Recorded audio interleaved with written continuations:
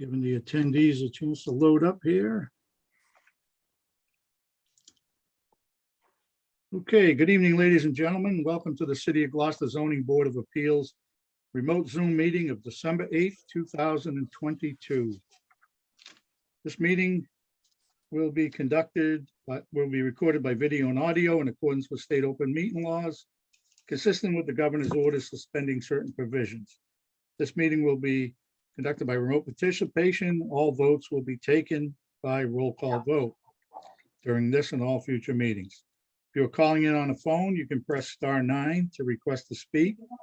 If you are watching on a computer or device, use your raise hand button that you can tap on if you want to speak at the proper time. For the record, this is Zoom meeting ID 892-5560-1539. I recognize in attendance members, myself, Joe Parisi, Vice Chair Catherine Schlichty, Michael Nyman, James Gelati, Peter Canavo, and Leonard Gillenhall, and I declare we have a quorum. The first order of business be the approval of minutes of 10/27 and 11/10/2022.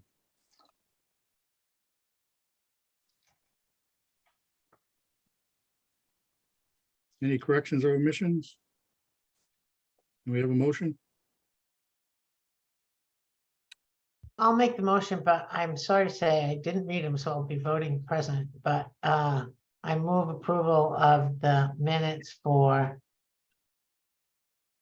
10/27 and 11/10. 10/27 and 11/10. Second on both. Motion made and seconded. Roll call vote on the minutes. Ms. Slickby, Abstain. Mr. Nyman, Yes on both. Mr. Canavo, Yes. Mr. Gelati, Yes on both.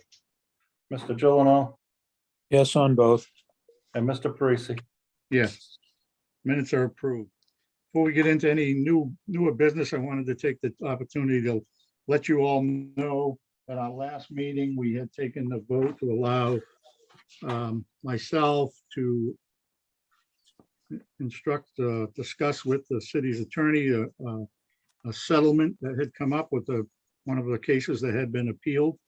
And at the time, now that it's been done and it should be made public, it was the matter McCarriston versus the Zoning Board of Appeals. And it was the case down in Bayview on with Larkin, and it was a project we had approved. They were going to have like a doghouse stairway that would get them on the roof. And yeah. it was one we did a site visit, and we went to all the people's houses, and we did everything we wanted to do right. The builders decided to reach an agreement not to add that on so that they don't have to continue in there. And Attorney Egan had signed an agreement with them accepting the settlement. So that was in executive session, now it'd be on the public record. I wondered why they didn't do that roof deck. Okay. I didn't realize it had been appealed. I Yep. probably did, but forgot. Okay, so now we'll move into continued hearings. The first hearing is the petition of William Wheat seeking a comprehensive permit under Mass General Law 40B to construct a 30-unit apartment building, a rental housing at 50 Rear Maplewood Avenue. I'm going to call on Attorney Egan first to kind of give us an update on what we've been collecting and where we're going. Thank you, Suzanne? Mr. Chairman. Yes, thank you, members of the board. So since our last meeting, we have gone and retained the peer consultants that we had discussed. We have retained a third-party law firm to provide us with information regarding a couple of the legal issues that have been raised. That is Susan Murphy at Dane Torpy. She will be looking at the some of the land use issues that are raised with regard to having 50R Maplewood Avenue, also use a portion of 50 Maplewood Avenue on the site plan, and what is the effect of that in terms of zoning and in terms of the comprehensive permit and the site eligibility letter. They will also be looking at the legal right to the access through Whistle Stop Way. We have a legal opinion from the applicant's attorney regarding that, and she'll review that and provide information to the board regarding that issue. The one thing that she has raised initially is the fact that under Chapter 40B, an applicant must be either a nonprofit corporation or a limited dividend organization in order to be able to be eligible to apply for a comprehensive permit and to be granted one. The project eligibility letter in this matter was granted to Bigelow Realty LLC. The application, it appears, that was filed, it was filed by William Wheat. So that application should be amended for the proper party to be seeking the comprehensive permit. They will also be able to provide us with a legal opinion regarding the other legal matters, and they should have that by your next meeting. The second consultant that we were able to retain a report from was Vanessa Associates, and that's by Jeffrey Dirk. He's our traffic engineer. He reviewed the information the applicant submitted regarding the traffic. That report's been provided to the board, the applicant, and also is posted online. He calls out a number of issues and a number of what he sees as sort of lack of information in the application. I believe there's 5 or 6 different studies and reports that he would be looking to or for from the applicant to provide a consistent review. So I'll be coordinating with him and the applicant's engineer so that they can discuss that and to see how they can resolve those issues. Then the third peer review consultant is Environmental Partners, and Scott Turner is the point person from Environmental Partners. He also provided a report to the board for its consideration, and that includes an analysis of the zoning issues. Because as you know, with a comprehensive permit, one of the things that the applicant has to do is seek specific waivers from the zoning ordinance where they don't comply with the requirements under the zoning ordinance. So he has reviewed our zoning ordinance and the application and notes where the waivers are appropriate, what additional waivers are needed for this application. And he has also looked at the fact, again, that 50 Maplewood is included as a site plan, and what additional waivers would be necessary for that, or what will be the effect on that parcel for including that in this, whether or not there needs to be some zoning relief provided. He also has looked at the stormwater report and has done a pretty thorough analysis of that of the stormwater information that has been provided to date. And he notes where there's missing information, where there is a need to maybe clarify some of the information and also change some of the information that's been included in the application. And I will be coordinating with him and the applicant's engineer so that they can also have a discussion and provide a more detailed information to the board at your next meeting. The one thing that may be helpful, and if the board is prepared to and has any specific questions that they may have, that they may wish the consultants to address at your next meeting, I could potentially have them attend to provide answers to that. I know that you all have received these reports in sort of a short amount of time, so you may have not had the opportunity to do that at this point, but I'm certainly happy to coordinate that for the board if you would like that. Suzanne, could you give us just a brief background on the first consultant you mentioned? That name was kind of unfamiliar. Yes, so as we discussed at the previous meeting, is that there were some legal issues involved in this, right? We have the letter from the applicant's attorney regarding their legal rights to Whistle Stop Way. And so we have retained a law firm, and it's Dane and Torpy, and there's et al, I would say, because there's a bunch of other names. It's a Boston real estate law firm, and the attorney Susan Murphy, who will be doing the review for us, and she's going to be providing those legal opinions along with one of her associates. Thank you.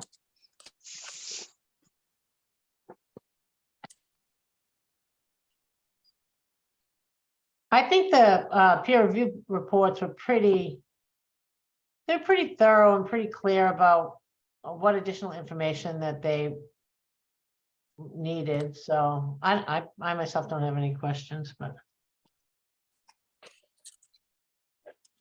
Yeah, the things I've highlighted were there more recommendations of things that needed to be included either in waivers and or the decision. And I'm sure as we, when we bring on legal help, they're gonna make sure all those boxes get checked and bring all that in.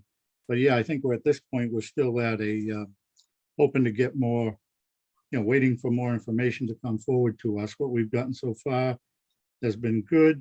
It's been only a couple of days at the most.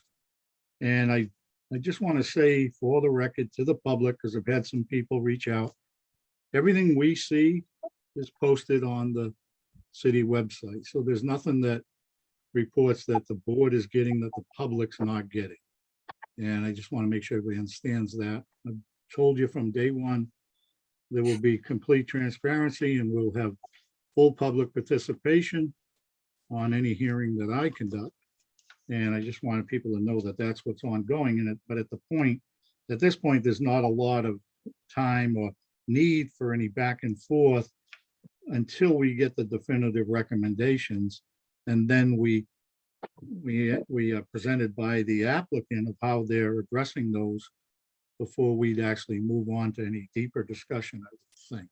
So just wanted to say that for everybody. yeah, what's different about this process from other processes is that the applicant really has to invest a lot of money in getting environment, the stormwater study, the lighting plan, the construction plan, the traffic analysis, and normally an applicant will come in and go, this is the use I want to do.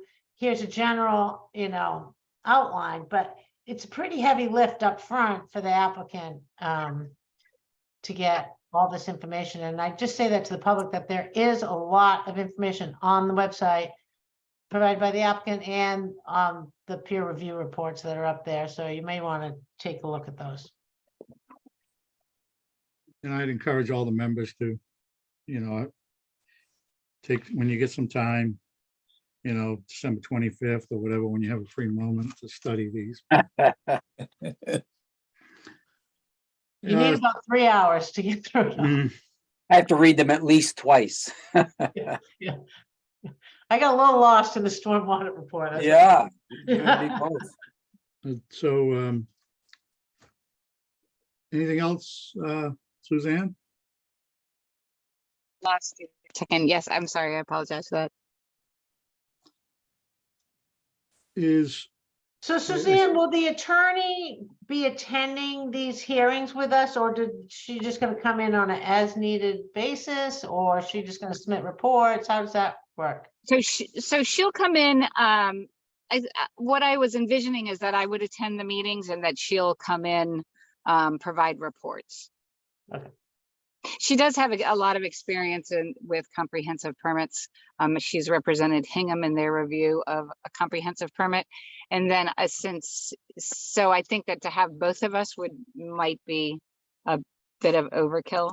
And I know she's busy, so I think that we're lucky that a lot of people are very busy right now. So we're lucky to have to have her be able to provide us with that information, but I don't think she'll be able to attend the meetings. Okay, that's fine. Okay, Allison, I see Attorney Favaz is not can we bring him in as a panelist, please? Yep. I'd like to give him the opportunity if he wants to make any type of presentation at this time. Or just Could I just discussion. add one thing while Sure. He's being brought in? Is so I don't know if the board has had an opportunity to go out and do a site visit on this in the past. Since the last meeting, I've gone out there twice, and it's sort of, when you take the plan and you look at and you're standing there, it's very eye-opening, at least it was to me. So that may be something I would recommend that the board do that as a part of the record of this project, so that when you get to the point of making decisions and making conditions on the project, if it is approved, that you'll have that in your record, that you've been out to the site and looked at it. Are you talking about having a formal site visit? Because we've all been there. Yes, I multiple am talking about times. having a formal site visit. That will Okay, we be a can part of schedule the that. record. All right, I think, yeah, we'll schedule that. I'm not sure exactly the timing. Hopefully we'd have more information, but we'll get to that. Okay, Okay, thank you. Attorney Favazza. How are you? For the record, obviously, Joel Favazza, Seaside Legal Solutions, 123 Main Street, here on behalf of William Wheat, the applicant. I think Attorney Egan did a really good job summarizing what's happened since we last met. One thing that was not brought up was that since we last met, the planning board has completed their review and they provided you with their recommendation. I think of note, it was a positive recommendation. Of course, as you imagine, they have some suggestions and some, some concerns, especially with any alterations that may happen with the plan as it moves forward. One of those was they looked at the unit size and said, there's some closets, there's not a ton of storage, that this really is supposed to be a complex where we're expecting most people to not be using cars as a primary mode of transport.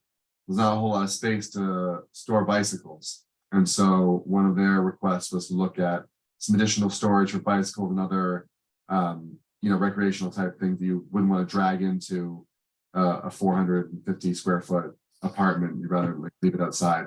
And of course, we discussed at the planning board about the constraints of the site. There's only so much room.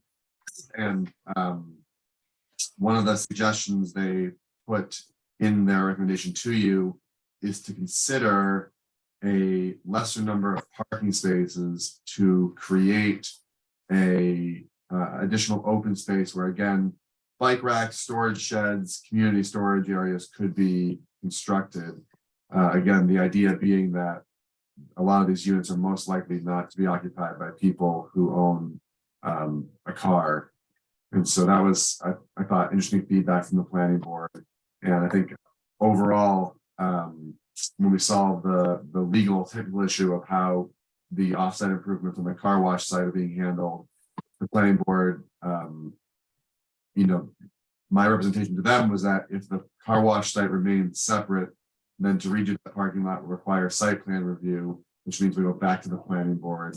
And they said that if for some reason we don't go back to the planning board for site plan review, they obviously had thoughts around the idea that whatever changes happen to the car wash site need to be making it better, not worse, for traffic flow and safety, which I think your board also would have probably come to the same conclusion as well, but that was one of the things we talked about at the planning board. Otherwise, I think as Suzanne mentioned, we're looking forward to the engaging of the third-party representative reviewers with our project team. I've gone through the reports that have been submitted, and a lot of the suggestions the traffic report on the third-party city side had were very similar to comments that the traffic study being done by our team had. Then there was other things, for instance, on environmental partners. I think you can tell from their comment number 6 that they're a little confused as to what constitutes vegetative coverage. So I think it'd be really great once we get people talking to each other, in a conference call, in a Zoom meeting, whatever it is, so that they actually have conversations. I think a lot of these either question marks that have been raised or requests for additional information, I think those will flow pretty quickly once people start talking to each other. Obviously, we've had to keep the line of communication formal, and we'll continue to do so the record's preserved. But I think, I don't look at anything that's been sent over by the third-party reviewers so far and see insurmountable hurdles or requests that are, fatal to this project. So we're cautiously optimistic that we'll keep working on this and be back soon enough with hopefully some thumbs up. That's all I really have tonight, unless there are any questions. Yeah, so if I'm interested in that idea of, if you had less parking spaces, because he could rent units that don't have parking. That's allowed.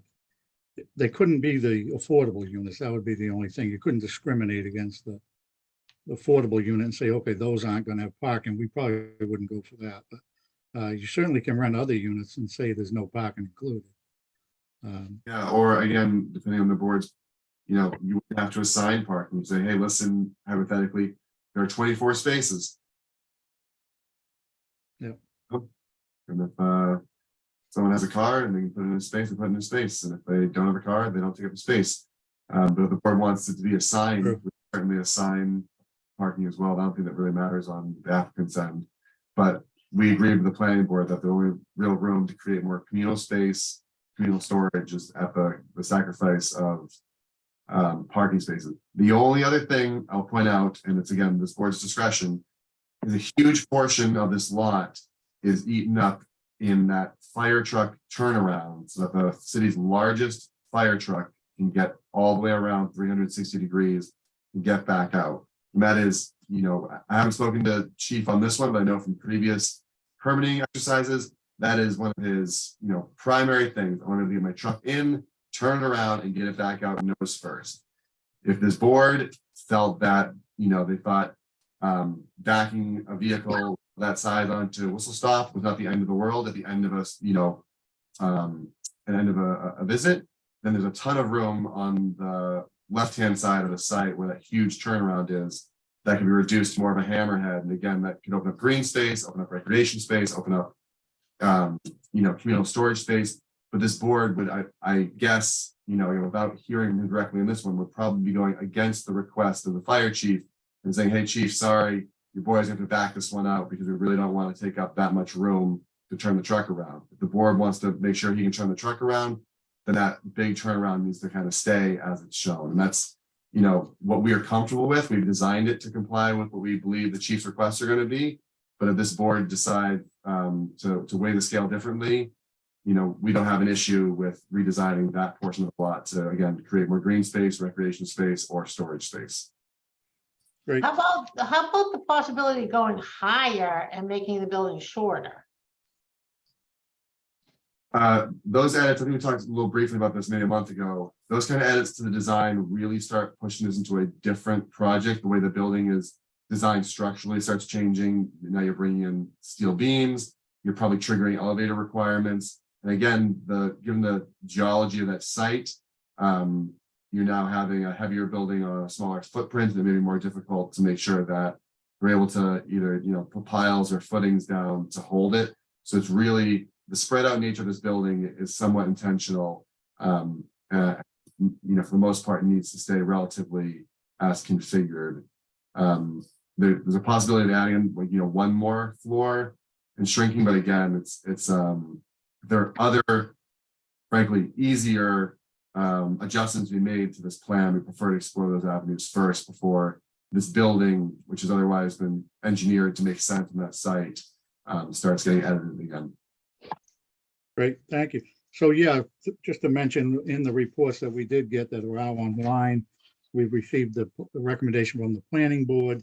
There's also a recommendation from the Conservation Commission and how their process will work down the road. And that's all up there for anyone to read and enjoy. And the other outside consultants, we're still waiting for any other local boards or whatever to weigh in. Some have. So we will, I'm going to allow some public testimony this time. I said we'd do it always. I'm going to limit it to like a minute. We really don't need to. We don't have a lot of firm information. We've got a lot of good recommendations to improve the project that we're studying, and we're waiting for the professionals to give us an opinion. We're waiting for the applicant's team to work with our team and iron out a lot of things, but I will allow people, if they have anything new they want to bring up at this time, but there'll be plenty of opportunity at future meetings. And when we finally get to here's what the project's really going to be, and we start the debate, that's really going to be a better opportunity for public information and talking. But anyone wishing to speak in favor of the application at this point, please raise your hand. And like I say, let's try to limit it. Anyone in favor that wanted to talk tonight? Seeing none. Anyone in opposition that would like to speak tonight, please raise your hand.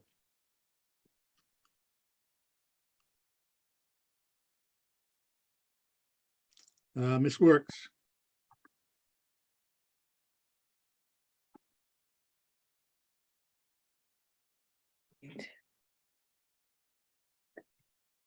Can you hear me? Mhm. Good. Mr. Chairman, we just would like to welcome the. name and address for the sorry. record This first. is Betsy Works, 46 and 48 Maplewood Avenue. Okay, I would just like to say we welcome the opportunity to have input later. oh yeah, you will. You're able to see all the stuff online, correct? All the That is reports correct. As Yep. we're getting, See it. okay. Yep. Great. Okay, thank you. Anyone else wishing to speak at this time tonight in opposition?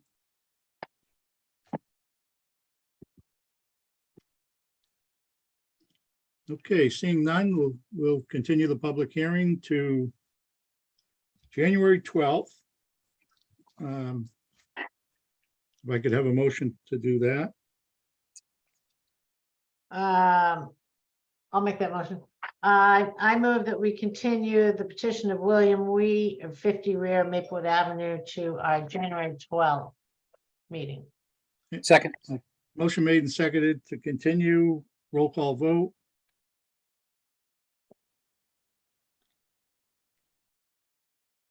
you Mr. muted. Rick. Nyman. Yeah. Yes. Mr. Nyman, thank you. Yes, Mr. Canavo, yes, Mr. Gelati, Yes. Mr. Gilliland, yes, Ms. Slickby, Yes, and Mr. Parisi. Yes. So we'll be continued to then. Does everyone wish to defer setting a site visit until after that meeting when we've obtained much more information? yeah, I think that's a good idea. Okay, we'll leave just that. as long as it's not snowing. Yes. oh, come on, you live in New England. All righty, we'll move on to our next continued hearing, which is the petition of Churchill Corner Apartments LLC seeking a special permit for a lesser number of off-street parking. Variances for front yard setback, lot area, distance between buildings, percentage of vegetative cover to apply to the city council for a special permit to enable petitioner to change the use of the property of 29 Addison Street to be converted from a 5-dwelling unit to an 8-dwelling unit in 2 buildings. Attorney Favazza representing. Thank you. Once again, for the record, my name is Joel Favazza. And I need to have my screen sharing enabled, please and thank you. Attorney at Seaside Legal Solutions, 123 Main Street here in Gloucester. I'm here on behalf of Churchill Corner Apartments LLC, which is the entity that owns property legally known as 29 Addison Street. There are 2 houses on the property. One is known as 29, the other is known as 44 School Street. And so again, once I can get screen sharing turned on, I can show you my presentation. All right, sorry, they changed stuff on this. I think I got it now. Yeah, it's looking good. Thank you. Great.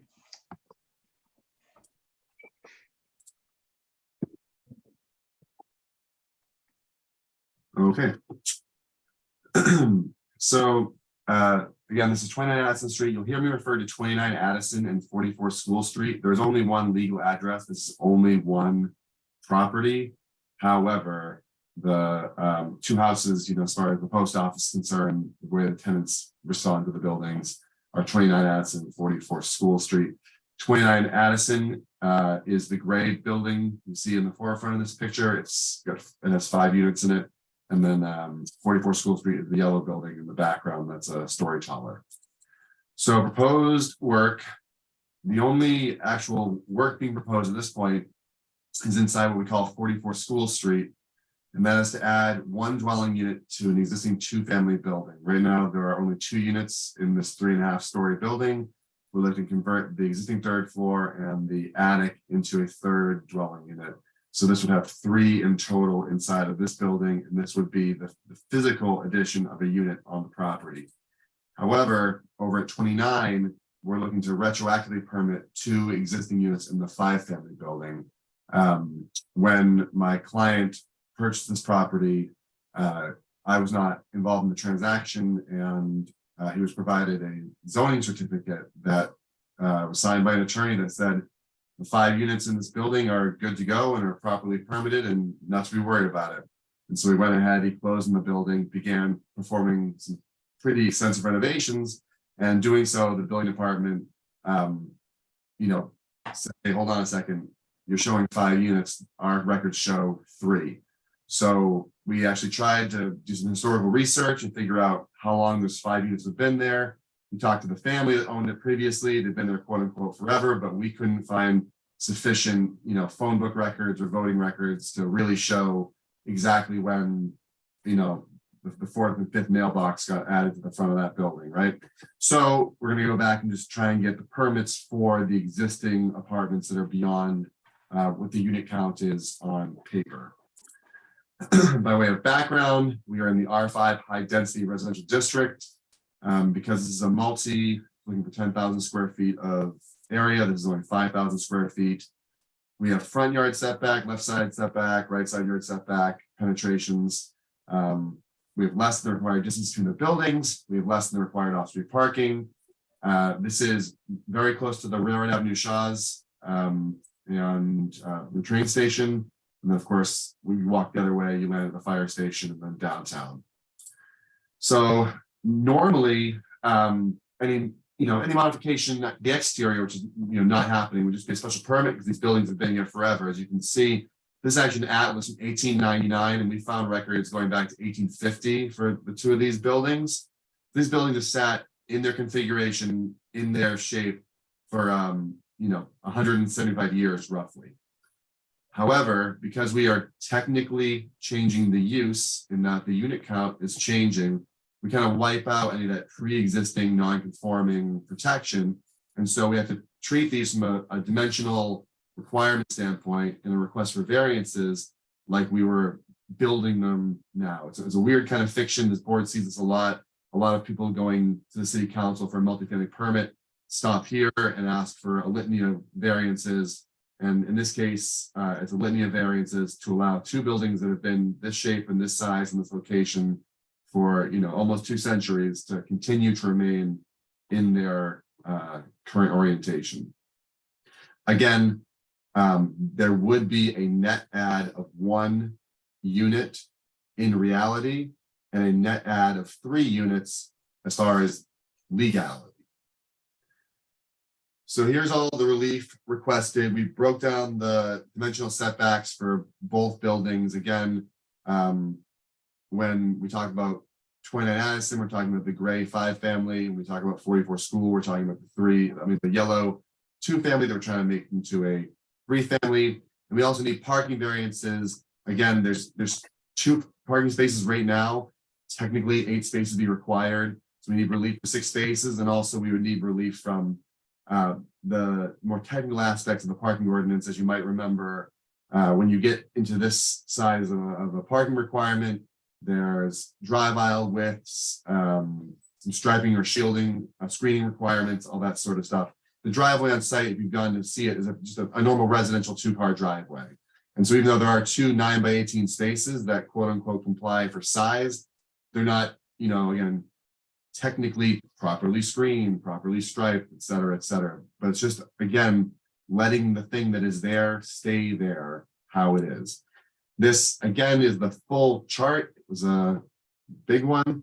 You'll see that, as I mentioned, you're just the first stop. If we get the dimensional relief we need to allow these buildings to continue in their current orientation, we then go to the city council. They're the ones that will determine whether or not we can add that additional unit. We also have to get a height permit from them because the yellow building, 44 School, is more than 35 feet tall.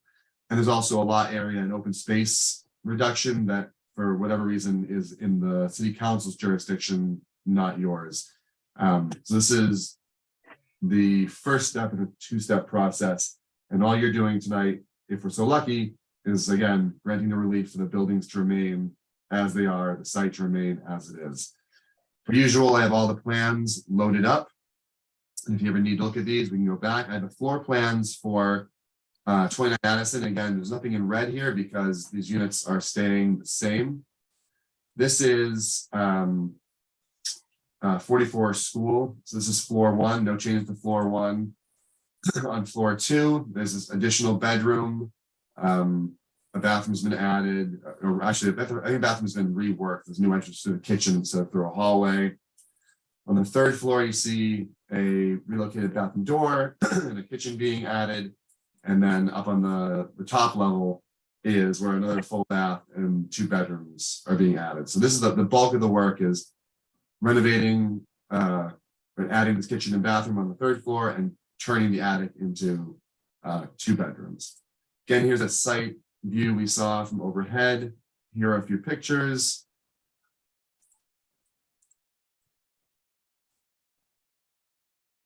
And so now we have the standards. Again, all we're asking for is variances. So it's the proof of a hardship in literal enforcement for this project.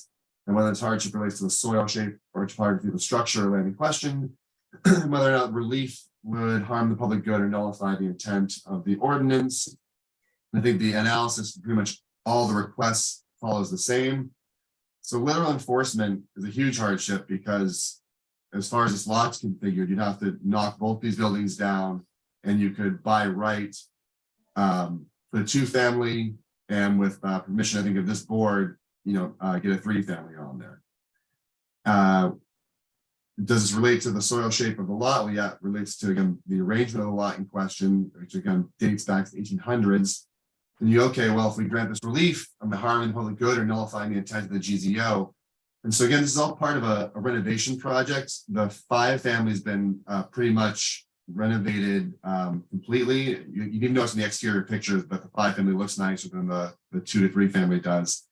And this is part 2 of that project of renovating these buildings. So you'll end up with these really safe, reasonably affordable units that are within walking distance of the MBTA, in walking distance of downtown, and walking distance of the Railroad Ave Shaw's.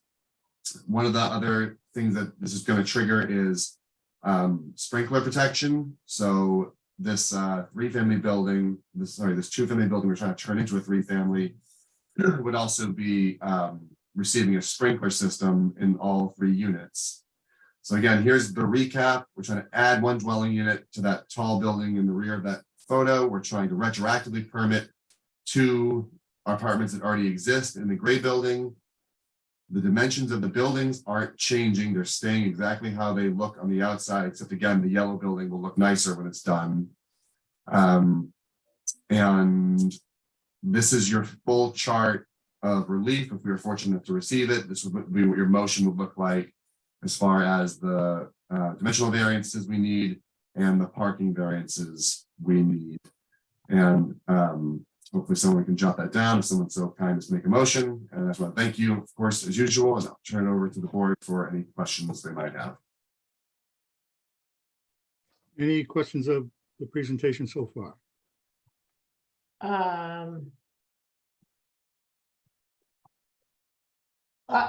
So we're looking for a special permit to go from a 2 to a 3.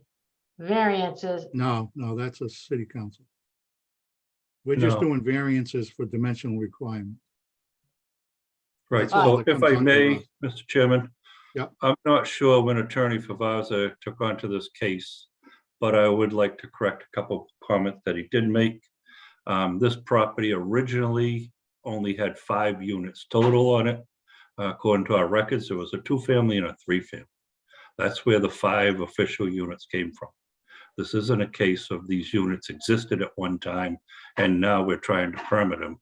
These are units that were being tried to be snuck in, for lack of better terminology.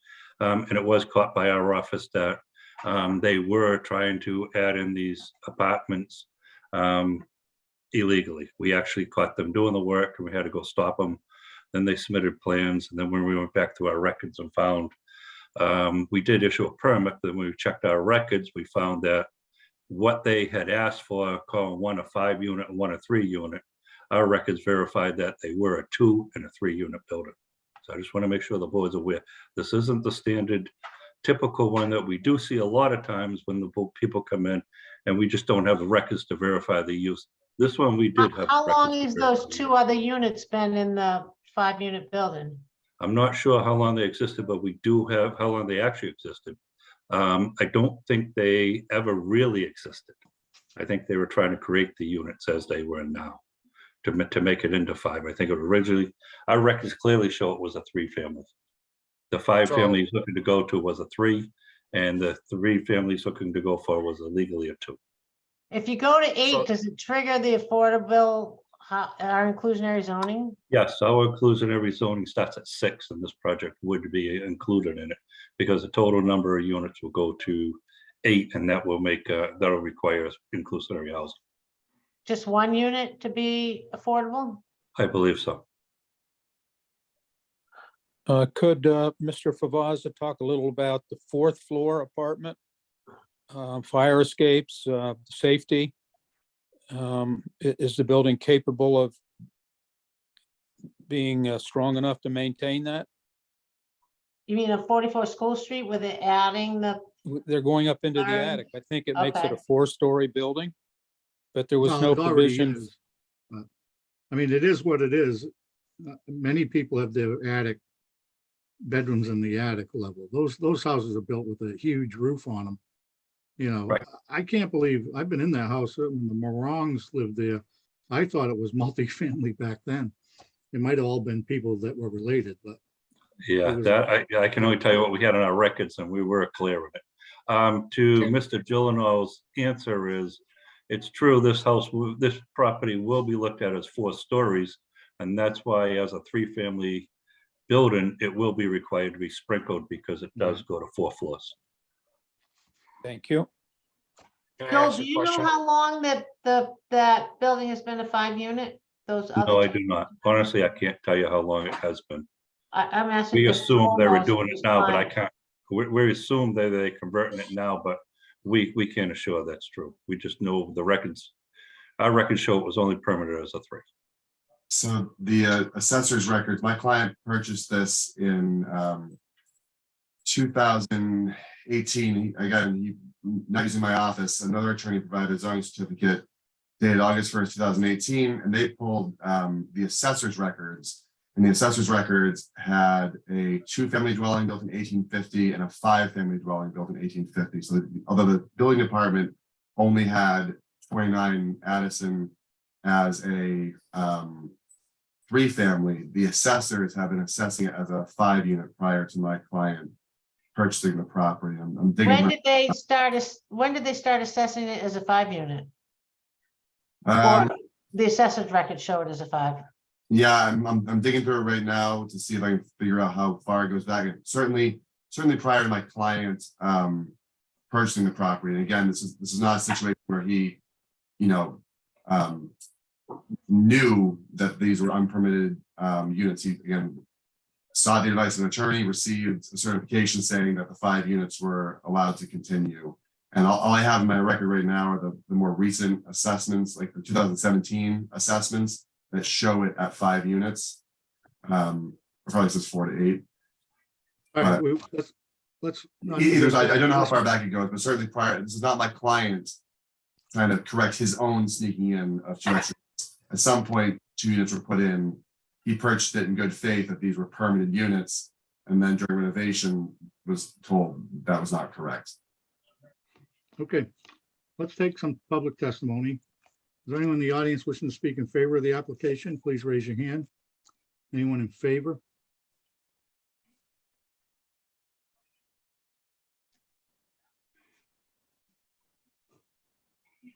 Is there anyone wishing to speak in opposition to the plan?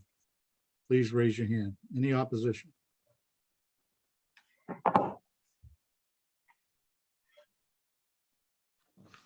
Okay, I see none. Discussion by the board. No need for rebuttal, although we've asked some questions which will give Attorney Favazza a chance, but personally, I mean, the corner house is the bigger one of the two. We would, if that was standing here alone in front of us, we'd make that a 3-family in the heartbeat. I don't see any big issue there. When you have bedrooms up on the pitched roof, there's only 1 stairway coming down. There's no 2 means of egress required for upstairs bedrooms, and nor is there in a colonial. So that's all fine. The one that exists, I guess that's gonna be the city councils to decide, but as far as what we're talking about, what's before us is variances to say that the building standing there is okay to be standing there.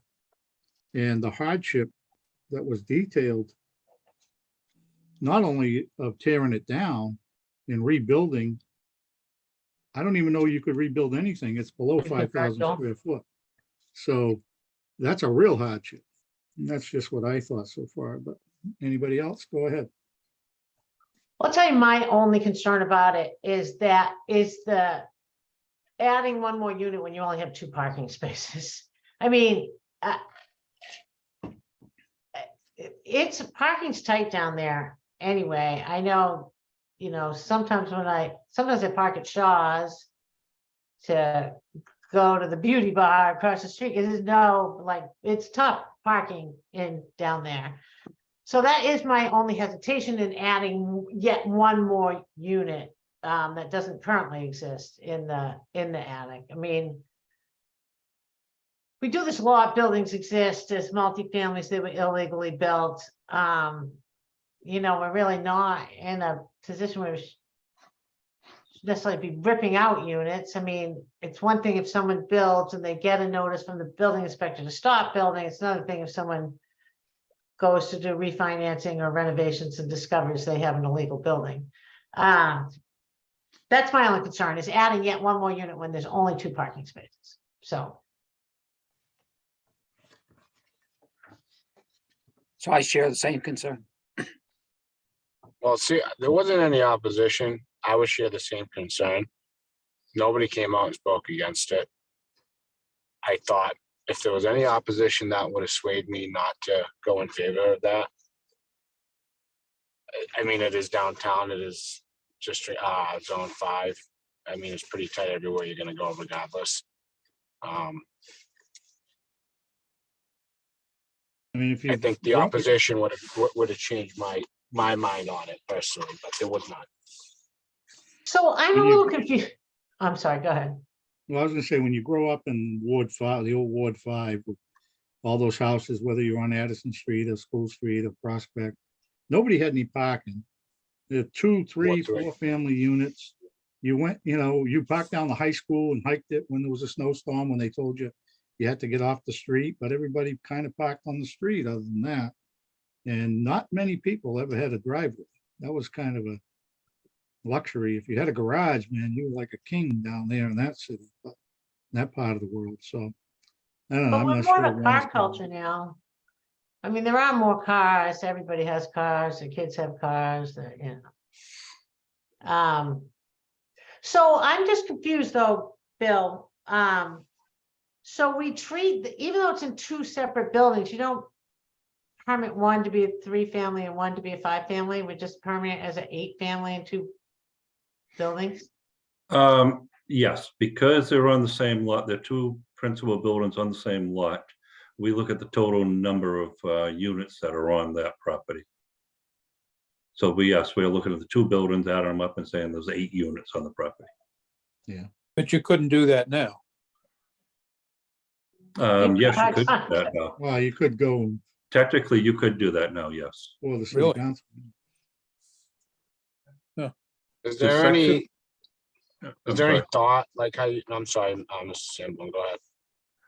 I just wanted to try to clarify for Mr. Gyllenhaal. There's a section in our zoning ordinance that says 1 principal building on the lot, but that Right. refers to 1 and 2 families only.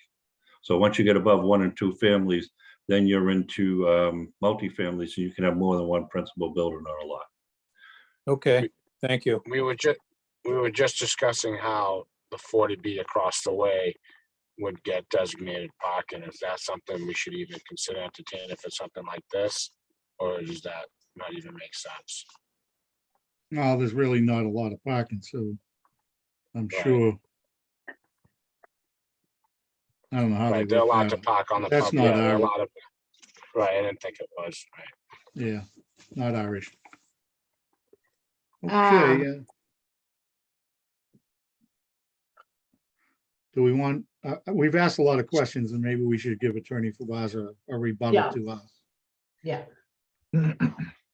Thank you. So to Mr. Gyllenhaal's initial question, all the work is being designed by a licensed architect. So as far as the ability for the top level to safely hold with maybe an increased load, although depending on how stuffed the attic was with the previous owner, it may be a decreased load, you never know. In any event, as I mentioned, as Bill confirmed, because this building is going to be sprinklered, it's probably one of the safer upper floor bedrooms you'll find in town, because if God forbid there was a fire, these sprinklers are designed to, you know, buy the time necessary for occupants to be able to safely get out of the building. And so although they would have the one staircase down, like you find in many houses, this would be one staircase that would be under sprinkler protection, so they're probably in better shape than typical. And then as far as the parking conversation goes, again, you know, I'm showing, you know, 2 compliance spaces. If you give me 1 second, I'll pull the site plan back up.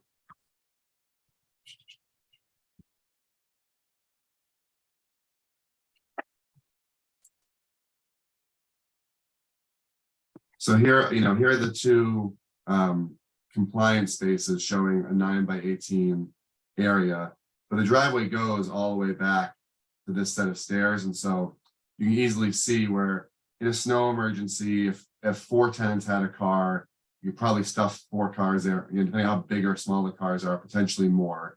And the other thing I'll mention is that a lot of times, you know, in speaking to the owner, the current owner, majority of his tenants currently in the building, you know, don't have vehicles.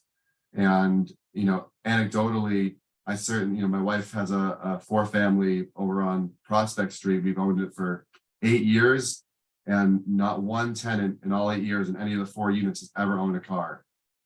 There are a significant number of people in this city who do not own a car, either by choice or by necessity, and living downtown allows them to be able to do what they need to do without a car. And again, this one being sandwiched between, you know, the library, city hall, downtown, railroad F. Shaw's, and the train station.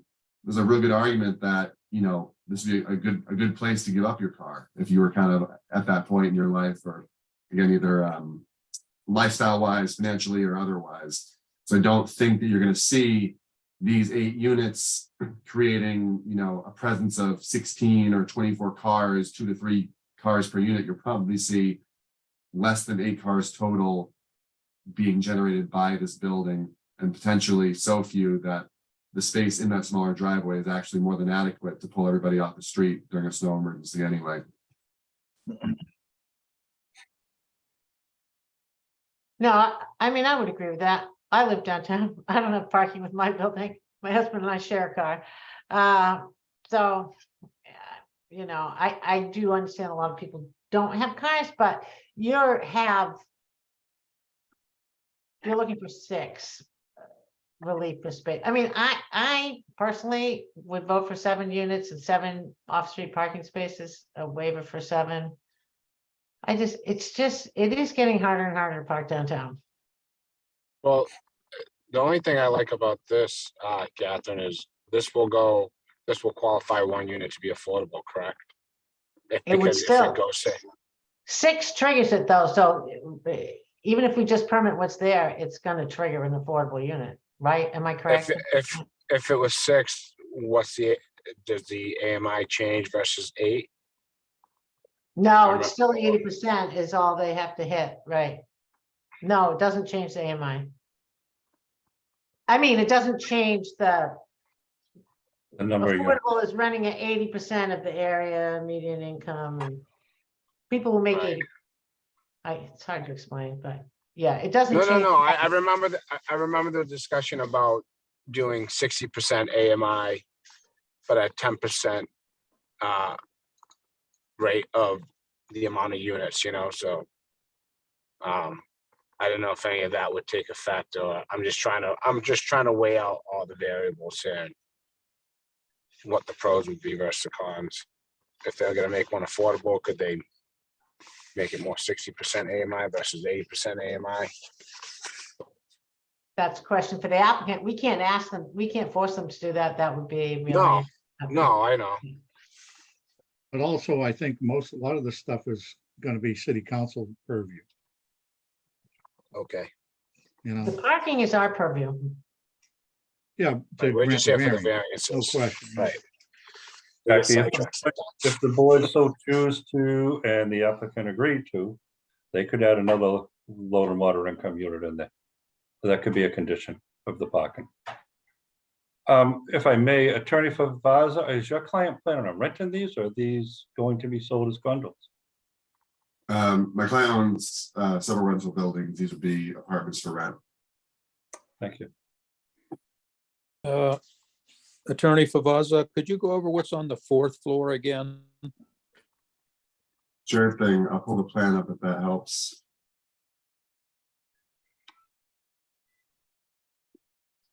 Second, please.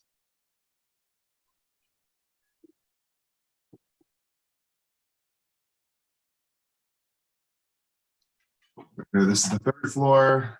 We're adding a kitchen and a bathroom to the third floor. And then on the fourth floor, staircase up. And then you have 2 bedrooms and a full bathroom. So you'll enter, and then you've got the bathroom, bedroom, large closets. Again, you see the dash line running through, kind of showing you the Planted ceiling. picture of the attic, you know, the sloped walls you find on the top floor of these buildings. So it's 2 bedrooms and a full bathroom. That's the basically that's the upper level of this third apartment. The third apartment starts on the third floor. That's where their 2 means of egress are. You have one here and one here, separate hallways leading down through the building. Again, bathroom, full kitchen, living, dining, bedroom, and then 2 more on the floor above. Yeah, the third and fourth is kind of like a cape on top of something. No That's all. kitchen or anything like that? No gas lines or No, it's just No, there's- bedrooms for the bedroom and third. bathroom? Okay, Yeah, plumbing all the way up because there is a full bath, but no kitchen up there. So it'll be 3-bedroom unit, Yeah, Yeah, it's 2 stories, 2 floors. and right now that's just part of, so there's a unit below that's just small. 3, yeah. 3 levels. No, but right now, it's a big unit. There's the second, wait a minute. There's The attic is likely unfinished. Is that Joel? Is that correct, Joel, at this point? Yeah, I think the attic would have been, Storage. the work's been done to it since then. My understanding, I think, is that the first floor apartment was the first floor apartment. And that's just a 2-bedroom. And then I think the second apartment was the remainder of the upper floors. So you're just gonna take a piece of the second floor for the kitchen, okay? I don't know, I'm kind of torn because, you know, we definitely, I think I'm good with the parking. I mean, we definitely need housing, but we also, this crowded downtown parking, you know, late. Later in the evening, we have a lot more housing coming in downtown as proposed. Not near your applicant's house, but you're good with the parking, Michael? Yes. I am too. All right, let's make a decision so he can either go to the council or not. So let's, ready for a motion? I'll let you make that, Catherine. I'm gonna read it right off the agenda. Michael. Yep. Everything's on here, right? I just thought it was short. So really, we're just looking for variances for the dimensional relief. Other than what has to be granted by the city council, the lot size, and then a special permit for off-street parking. It's a variance for off-street parking also, not a special permit. Yeah, that's a variance, right? Well, it's listed under special permit on the, it's a variance for off-street parking? It's Oh, not and maybe special permit? you're right. Bill, do you have it up in front of you? I could be wrong about this. Yeah. Special permit for lesser number of parking spaces, and then everything else is a variance. so what happens if we grant all the Parking variances, variances, but not the parking? Does that kill the project? Yeah, Yeah, it does. Isn't there some compromise in between? half cars maybe. Half cars. They have Rent them. motorcycle owners only.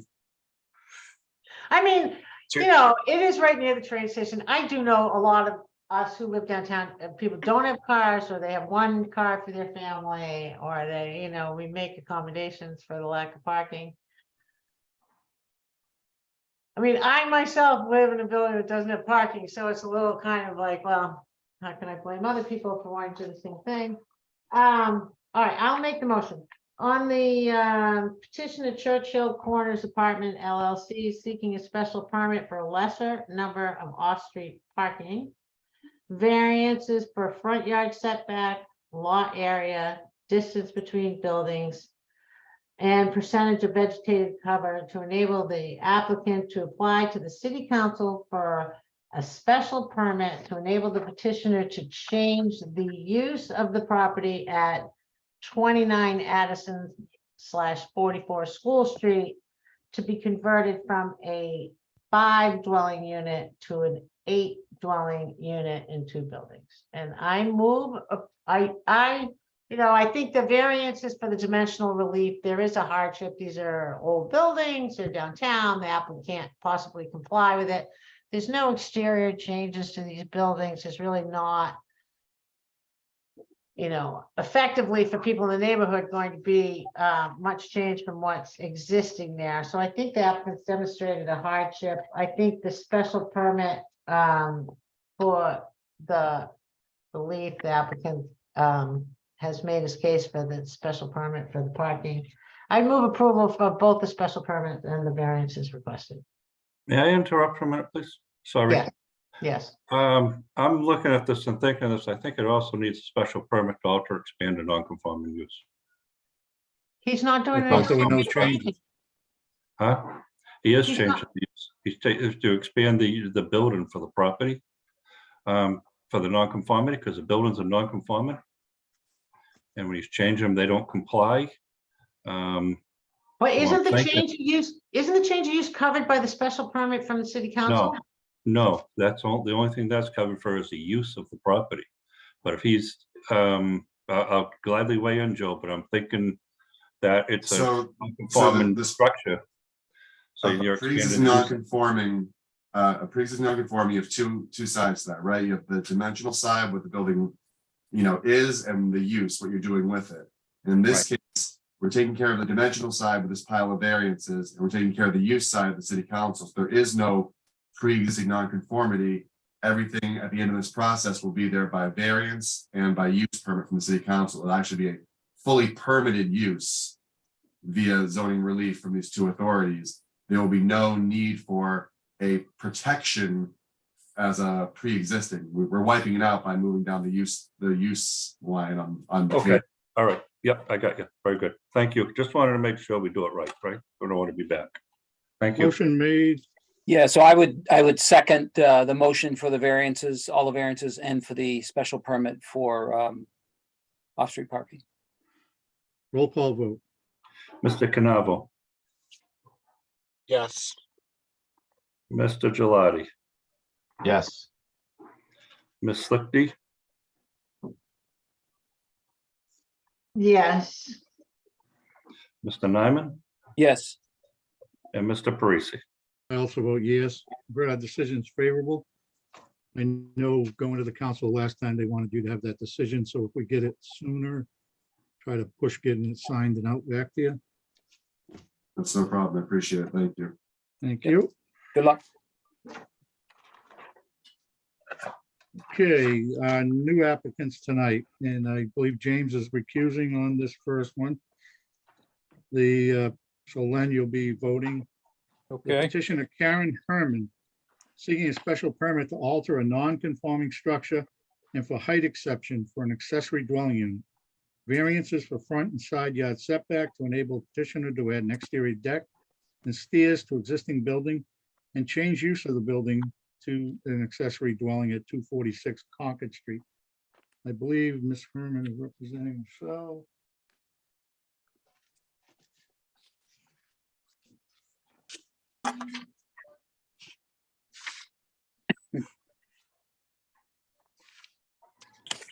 Where'd she go?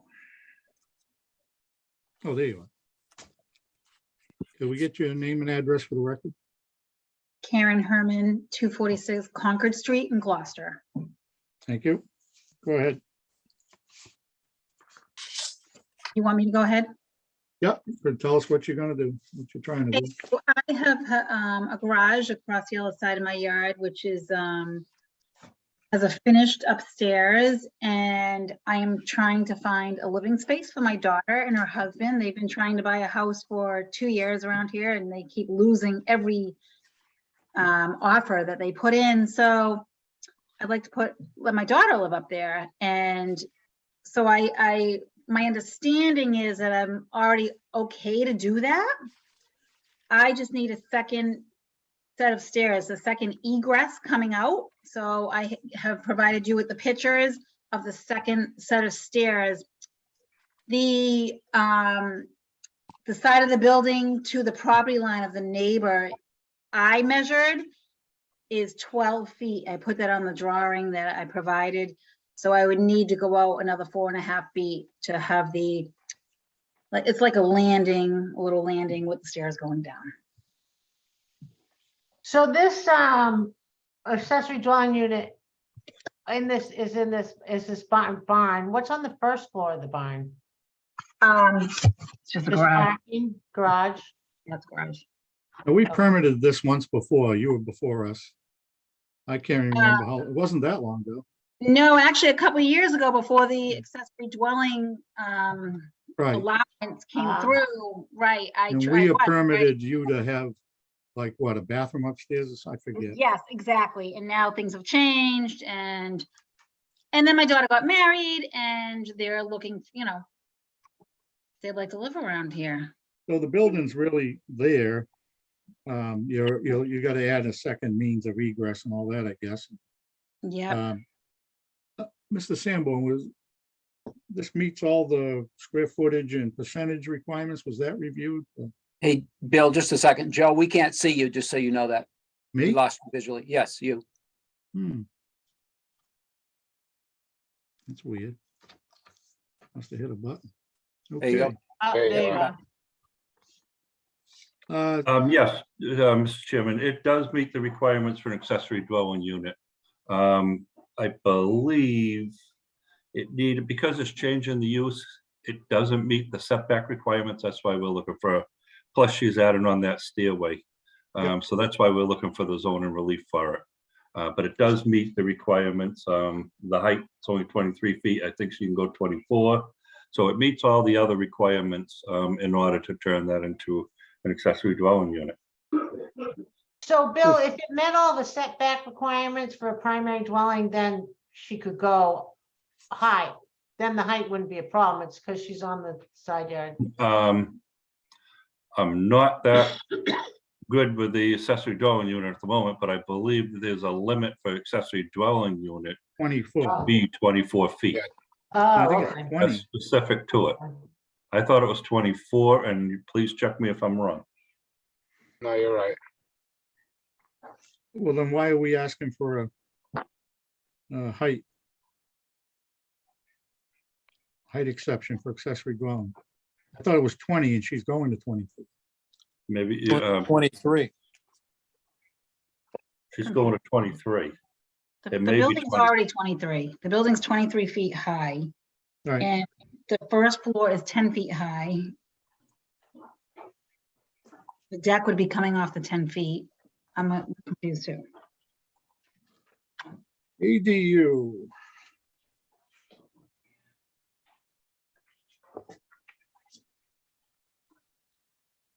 900 square feet, I know 50%. she doesn't want.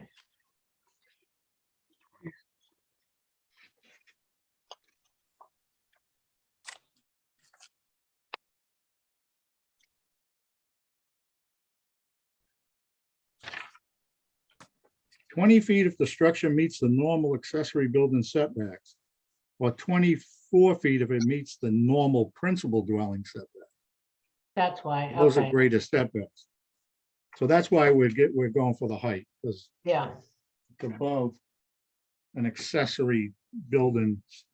It's within those, we're going by those setbacks. okay. Otherwise, you'd need more variance. Which is no big deal. That's fine. 900 square feet, yeah. Okay, I guess we see what's in front of us. Let's see if there's any public testimony. Is there anyone wishing to speak in favor of the application at 246 Concord Street? Anyone wishing to speak in favor?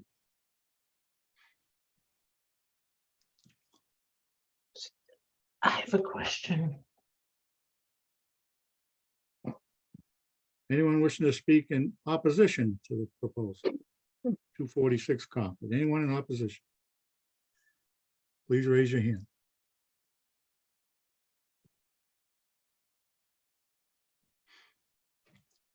Seeing no one, whoop, wait a minute, sorry. Kerry Frickland. Remind everyone, to just please give your name and address for the record before you start.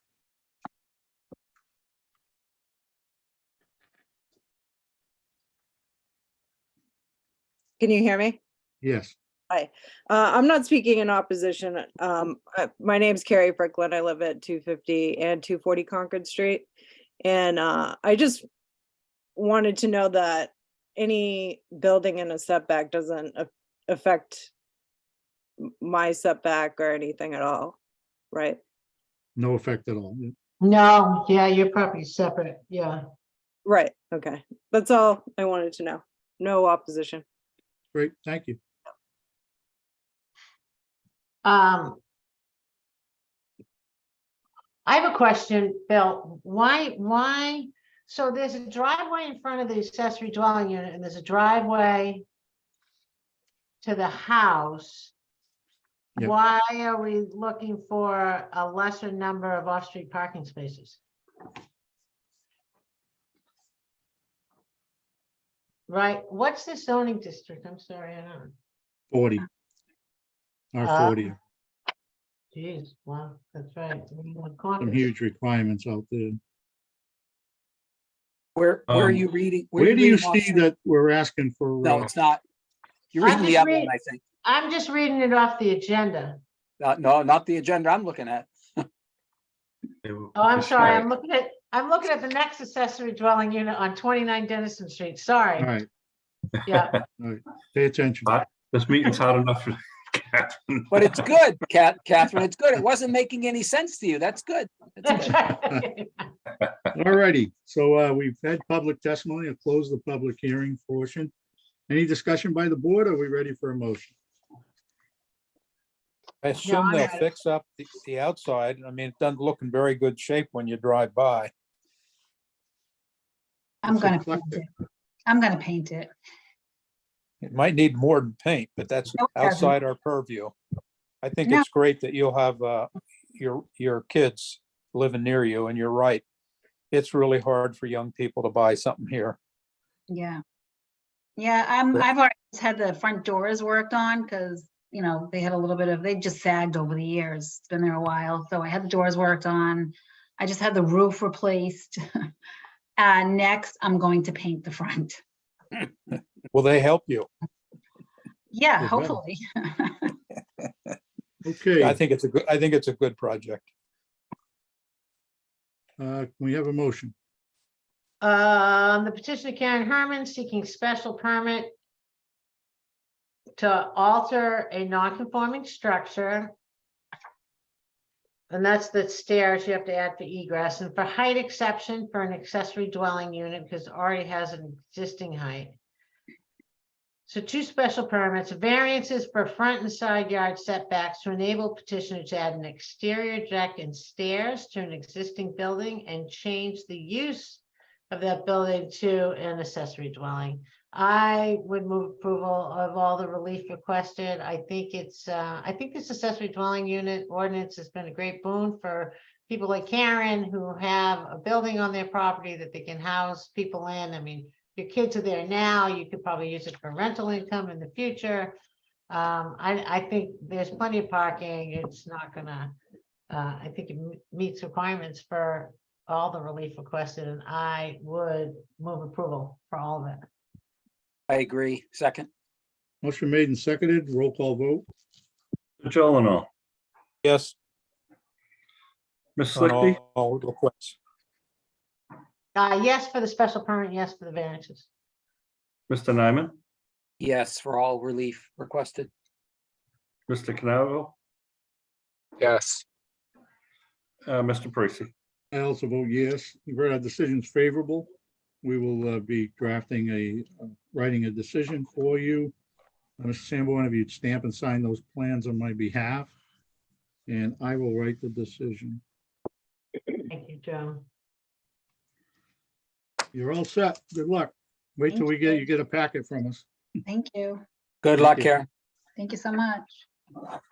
Okay, moving on. Our next is the petition of Jonathan Katz and Nora Wiley, trustees seeking a special permit to alter and expand a non-conforming structure, to alter and expand a non-conforming accessory building for a lesser number of off-street parking to exceed maximum building height for an accessory building, and for ADU pursuant to 5.24-6 to enable petitioner to add additions to the principal building and to demolish an existing structure and rebuild as an accessory dwelling unit at 29 Dennison Street. Attorney Favazza is representing. Thank you. For the record, my name is Joel Favazza, attorney at Seaside Legal Solutions, 123 Main Street in Gloucester. I am here on behalf of Jonathan Katz and Nora Wiley. They are the trustee owners of 27 and 29 Dennison Street. And by way of background, we are in the R20 zoning district, but this is benefited by the superseding setbacks that have the front, rear, and side yard setbacks basically pulled in from the R10 designation. We have non-conforming buildings on non-conforming lot. Now, if you look at the assessor's records, they show 27 and 29 as separate lots, but as far as the board's review is concerned, these lots have merged for zoning purposes under the merger doctrine because they are substandard and have been in common ownership at this point for decades. Excuse me. We have a single family principal home and a basic storage garage on the property. The home was built around 1920. My clients have owned it since 2009. Proposed work on the principal structure. They're going to construct a small addition on the left-hand side of the house to add a bathroom, and a small addition on the right-hand side of the house to add a bedroom. And they're also adding a deck addition, expanding an existing deck. The accessory structure is being converted from a metal garage to an ADU. Relief requested, the busy slide, but brass tacks is we need a special permit to alter, expand a non-conforming structure as pertains to the main house. And we need an ADU special permit as pertains to the garage. We need an ADU permit as you are. ADUs are typically by right construction. They only come to you when they don't comply with some of the requirements. Our requirement issues are all dimensional in nature, and you're able to grant a special permit to allow it to be constructed so long as it meets the intent of the ADU ordinance and will not be harmful to the neighborhood. Here's just the assessor map geo view of the properties. This is the superposition of the satellite imagery. This is an old existing plot plan, but this is actually an older plan that's not quite correct. You'll see in the next page, the garage is actually closer to Dennison Street. These are the existing conditions. And this is the site plan as marked up. Again, we'll go through all this in a moment.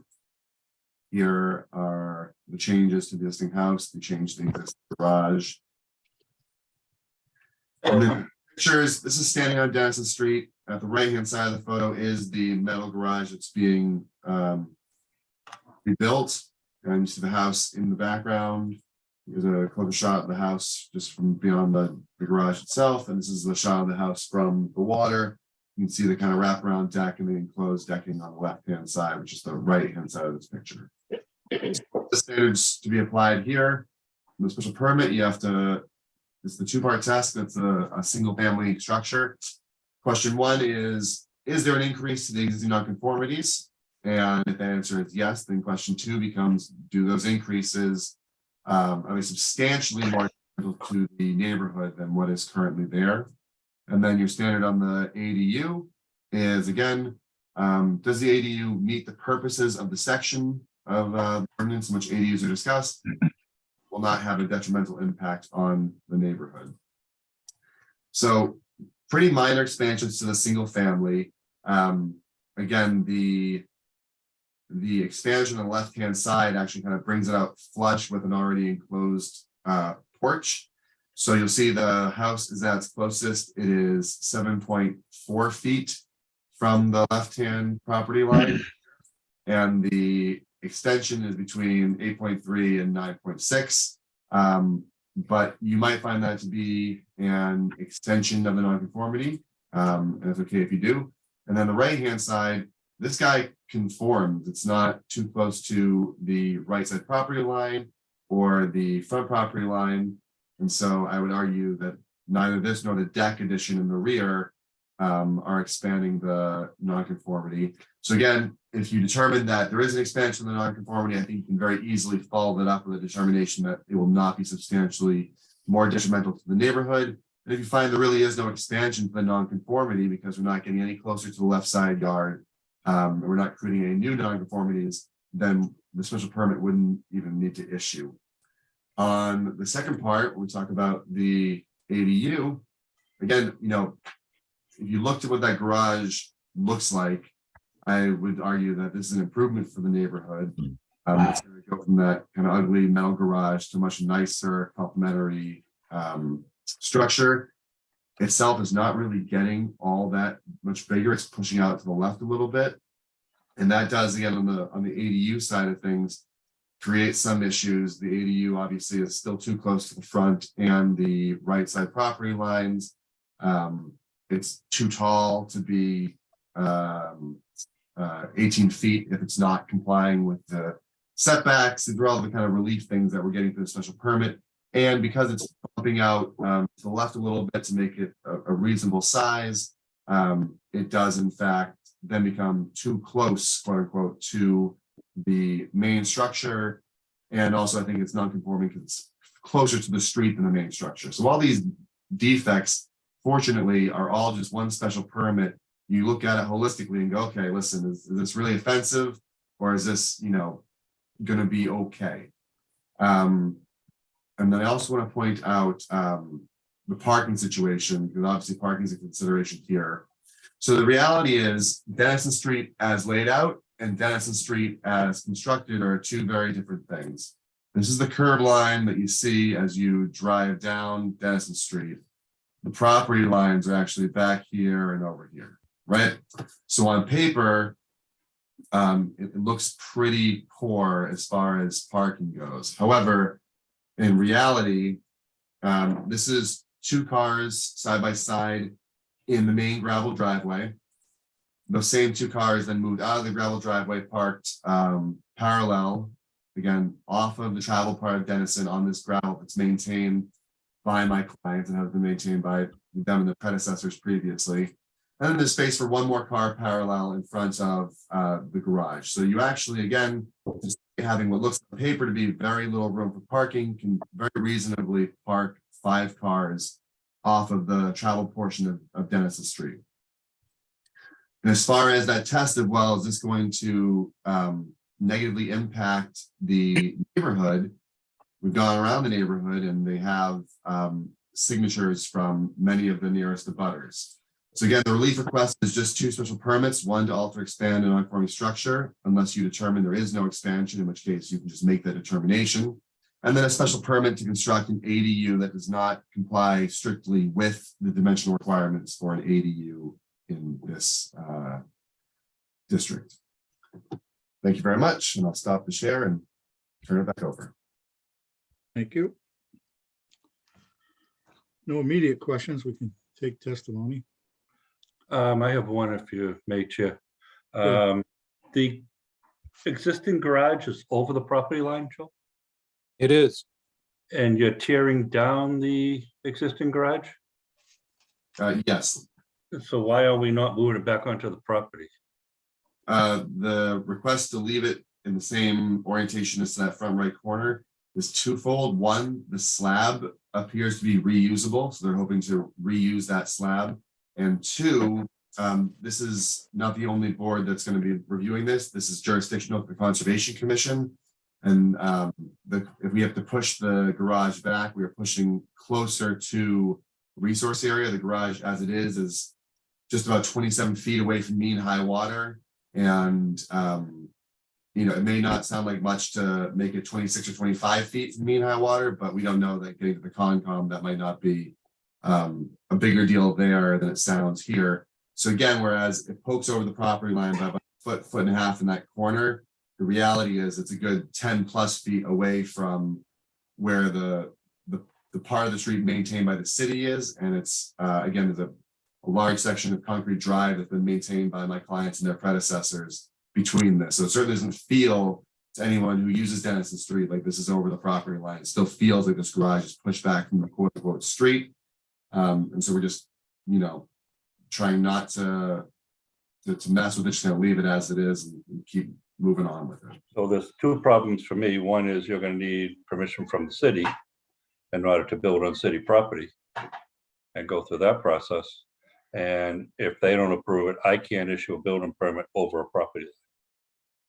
So if that's the case, I would ask for relief from this board that would have the flexibility that if you were otherwise okay with this garage and you were also okay with it being pushed back behind the property line, that the relief would be broad enough to allow for that, so that if my clients are unable in discussions with the city to keep it out where it is, and they say, yeah, listen, we get it's over the line now, but we really just don't want to repeat that we wouldn't have to come back here. We just use the relief we have in hand and say, okay, the board considered it in either spot and was okay with it either where it is or was okay with it a foot and a half back from where it is. If the board, I'm not sure the board can approve it to be over the line. Yeah, we can't, I don't think. Because you're not without the city permission ahead of time to approve it, because it's not on that property. So this board certainly has in the past for other clients of mine granted relief for construction of buildings and houses that were over property lines into traveled ways and have been problematic prior to this. Again, if this is the roadblock I need to get around, I can take it up with the Conservation Commission and walk out of here if I'm fortunate enough to get the positive vote, just saying that it'll be pushed back onto the property line. That's fine.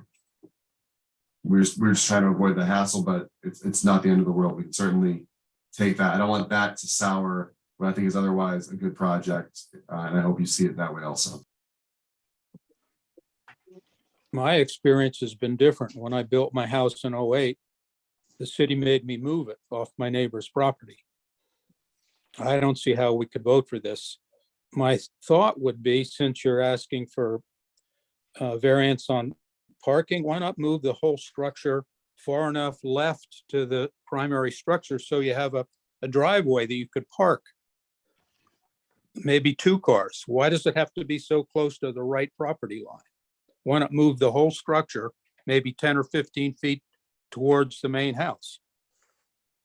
So again, there's a huge, now we're going into a huge Conservation Commission issue in that this slab already exists. This building is already considered impervious. And right now we're just simply adding that little bump out to the left-hand side. If we were to do what you're proposing, now we're taking the full square footage of this building, moving it onto what is currently grass and eliminating all of that impervious vegetated surface within 100 feet to a resource area. And I'm not saying it's dead in arrival at the Conservation Commission, but it's pretty darn close. Secondly, as I pointed out, there is room for 2 parking spaces, inside the property on the left-hand side, and there's room for 3 more cars in the part of Dennison Street maintained by my client. So there's room for 5 cars all day long as it's designed. And so I don't think we really need to push this back to create more parking, you know, behind the line. There's a lot of parking out here as it is. I don't think there's a parking problem at all. I would love to see it on the boundary, not on city property, which would make it a lot cleaner for everybody. I That's don't know that the 2 feet's gonna kill conservation with the 1'4". We would Yeah, accept, where you're tearing down the whole building, I think moving it back 1.5 feet or 2 feet on that corner is not. Plus, I can't see how they're gonna use the That's fine. slab with, there's a kitchen right there on that front edge. You're gonna have to plumb it and sewer and all that, so. I can't imagine that slab surviving, but, yeah, I would be more comfortable if we just pull it onto the property. that's okay with us. Everything else is fine. I agree, and you're eliminating title problems in the future and all that kind of stuff. Well, let's take testimony and just see what the neighbors think, and we'll go from there. So open the public hearing to the public. Anyone wishing to speak in favor of the application? Please raise your hand. Anyone in favor that would like to speak?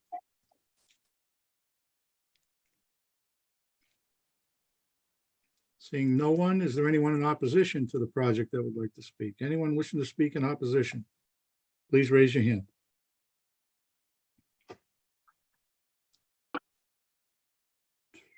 Don't hear anything, see anybody, so we'll close the public hearing. Discussion by the board, and then we'll slide into a motion. Good Yeah, as project. long as they're moving it back, it's a good project, I think. Ditto for me. I don't see how we can vote affirmatively with allowing over the property line. That, We aren't. He's moving it back. oh, he's gonna come off the right-hand side? No, he's just gonna move it, the encroachment is over the front boundary onto the city street.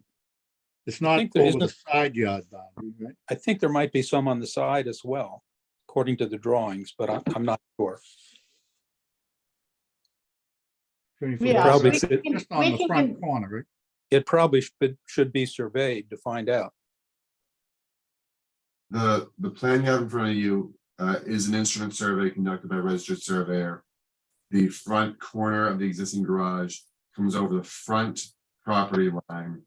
Right. The right corner is 1.4 feet off of the right property line, so it does not encroach onto the neighboring property. It does encroach into the Dennison Street's layout, and I'm agreeing to a condition for any positive vote you might give me, that the footprint of the building be pushed backward so as to no longer encroach onto the layout of Dennison Street, obviously without creating any encroachment on the right-hand side. Agree, Okay, thank you. Ready for a motion?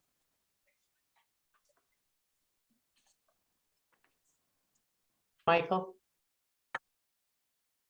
Petition of Jonathan Katz and Nora Wiley trustees seeking special permits to alter and expand a non-conforming structure, to alter and expand a non-conforming accessory building for lesser number of parking, where am I? For lesser number of off-street parking, sorry, to exceed maximum building height for accessory building and for ADU pursuant to GZO 5.24-6 to enable petitioner to add additions to the principal building and to demolish an existing structure and rebuild an accessory dwelling unit.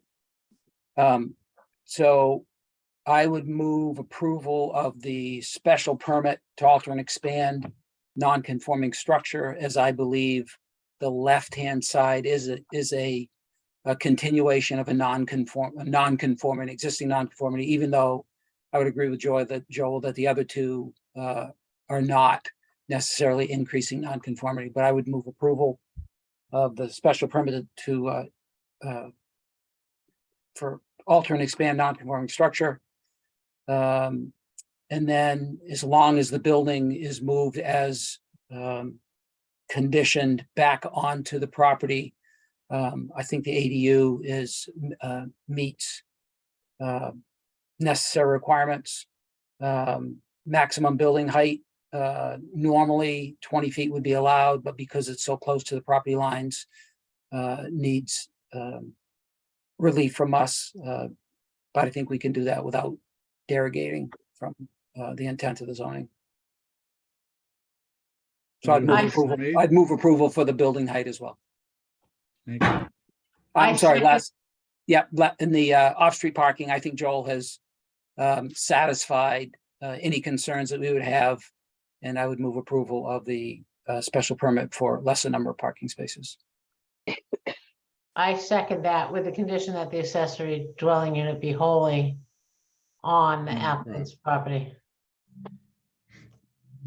Motion made and seconded with the condition. Roll call vote. Ms. Slickty, Yes, for all the relief requested. Mr. Nyman, Yes, for all the relief requested. Mr. Canavo, Yes. Mr. Gelati, Yes, for all relief requested with the condition. and Mr. Parisi. I also vote favorable. Yes, you've seen our decision is favorable. We appreciate a draft decision. And Mr. Sanborn, if you could stamp those plans and sign them, we make some note on there about the point of the boundary, and that should be in the decision as a condition. Thank you. Thank you very much. Good luck. Yeah, Okay, moving downtown. The petition of 20 Main LLC seeking variances for front yard setback, side yard setback, rear yard setback, and percentage of vegetative cover to allow petitioner to apply to the city council for a multifamily special permit for 20 units at 20 Main Street. Attorney Ellis.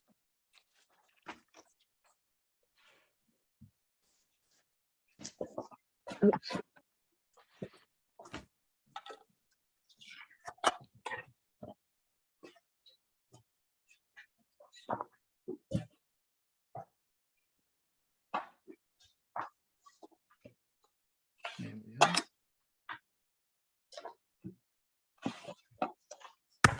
Good evening. For the record, Deborah Ellison, Ellison Law Office, 63 Middle Street, Gloucester.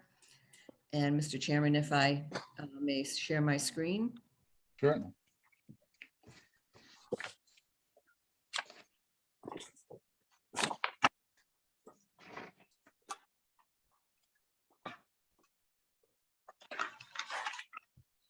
The applicant tonight and the owner of the building is 20 Main LLC. Kathy and Mark Gadaneri are on the call tonight representing the LLC. The architect is Daniel DeLulo, who is also on the call, and we can make him a panelist if the board has any specific questions about the building. The surveyor is Hayes Engineering, and the property is located at 20 Main Street. Tonight, we were requesting variances from all yard setbacks. 7.5 feet must be added to each setback due to the height of the building. The front yard requirement is 22.5 feet and 0 is proposed. Therefore, we're seeking a variance of 22.5. And on the left side, 15 feet is required, 0 is proposed, a 50-foot variance is being requested. On the right side, 15 feet is required, 6.4 is proposed, and 8.6 variance is being requested. On the rear side, 15 feet is required, 0.8 is proposed, and 14.2 variance is being requested.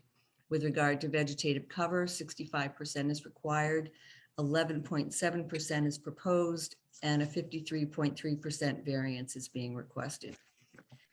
The applicant intends to convert the property to a mixed commercial and residential space, bringing the retail use back to the storefront. These are the floor plans. The project will contain 28 dwelling units. It will have an 1,100 square foot retail space on the ground level. It will have a lobby for the apartments, which will include mailroom, a trash storage, which will be inside the building, and an elevator access. I do note that the agenda stated that there would be 20 units, but there are actually 28 units, and that's what the plan and the request has shown. The applicant's experience, this building will also have 28 parking spaces, which meets the requirements for the size of the building. In the applicant's experience, however, buildings of this type and location, only 30% of the unit owners are likely to have cars. And according to the 2017 housing production plan that the city put together, citywide, Gloucester has what is called a walk score of 41 out of 100. In the downtown area, however, it has a walk score of 94 out of 100. So the walk score analyzes how close amenities are and how pedestrian friendly the area is. And the walk score between 90 and 100, which is what downtown is considered walker's paradise. So daily errands do not require a car. The walk score for the rest of Gloucester, 25 to 49, means that it's car dependent. So we anticipate that many of the occupants will not have cars, but we are still providing the number of spaces required. This shows the layout of the one bedroom. There will be 20 one-bedroom units ranging in size from 895 square feet to 960 square feet. It will be one bedroom, an office, 2 bathrooms, and a combined kitchen, living, dining room area. The 2 bedrooms, there will be 8 of them, equally split between 1450 square feet and 1480 square feet. There'll be an extra bedroom in place of the office and an additional half bath. This is a good location for additional housing. It will provide desperately needed housing units. There's an availability of local shopping, dining, other amenities, and it makes it a good place for this type of housing. 28 additional residential units in downtown area will augment the customer base for many of the nearby merchants. We have submitted 28 letters of support from local businesses, 13 of which are from downtown business owners, and also 18 letters of support from residents of One School Street, which is a building run by the Gattineris. The lot is presently conforming and the present structure is also conforming. The proposed project will sit near the lot lines and require variances from the front, side, and rear yard setbacks, as well as the vegetative cover. We will also require permits from the City Council, and approval from the Historic District Commission. This is a rendering of the building. The building has been designed with the Historic District in mind. You can see it's a brick facade. There's a dark window trim, and there's decorative granite headers, as well as cornices over the first floor retail space, which with the upper units set back from that space, and then cornices at the top of the building. With regard to the dimensional requirements, the building is in the CB district, which requires 10,000 square feet, and it has a little over 14,000 square feet. The base residential setbacks for this district are 15-foot front setbacks, 7.5 side and backyard, and 65% vegetative. Because the building will be higher than 30 feet, we need to add another 7.5 feet to each setback requirement. The requested variances should be granted because strict enforcement of the ordinance will cause a substantial hardship created by the unique characteristics of this lot. As you can see, it is an odd shaped lot, has a little L shape, and some unique characteristics on this side. Other non-residential uses in the district have 0 feet setbacks for all side yards with no requirement for vegetative cover. So this project, although it does require setbacks, its siting isn't uncommon or out of character with the neighborhood. In fact, the vast majority of buildings on Main Street sit at or near the lot lines. And these are just a couple examples where you could see the buildings are right next to each other. Going back to the site plan, it's important to note that the 0-foot setback requests are largely due to the retaining walls for the parking. And if you look at much of the building actually does meet the base requirements for setbacks. So at the back of the property, there is a bit of a jog here, and that brings one of the corners and the new retaining wall close to the property line. However, as you can see, as you go to the left, the building moves away from the property line and you get close to the 7.5 feet. On the right side, again, we're seeking 6.4 feet. And as it goes to the back, it's closer to the 7.5 feet. On the left side, the building at the front is 4 feet away from the property line and 17 feet away from the far edge of this right-of-way, 10-foot right-of-way.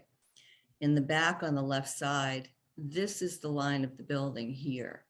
And that is approximately 32 feet away from the property line.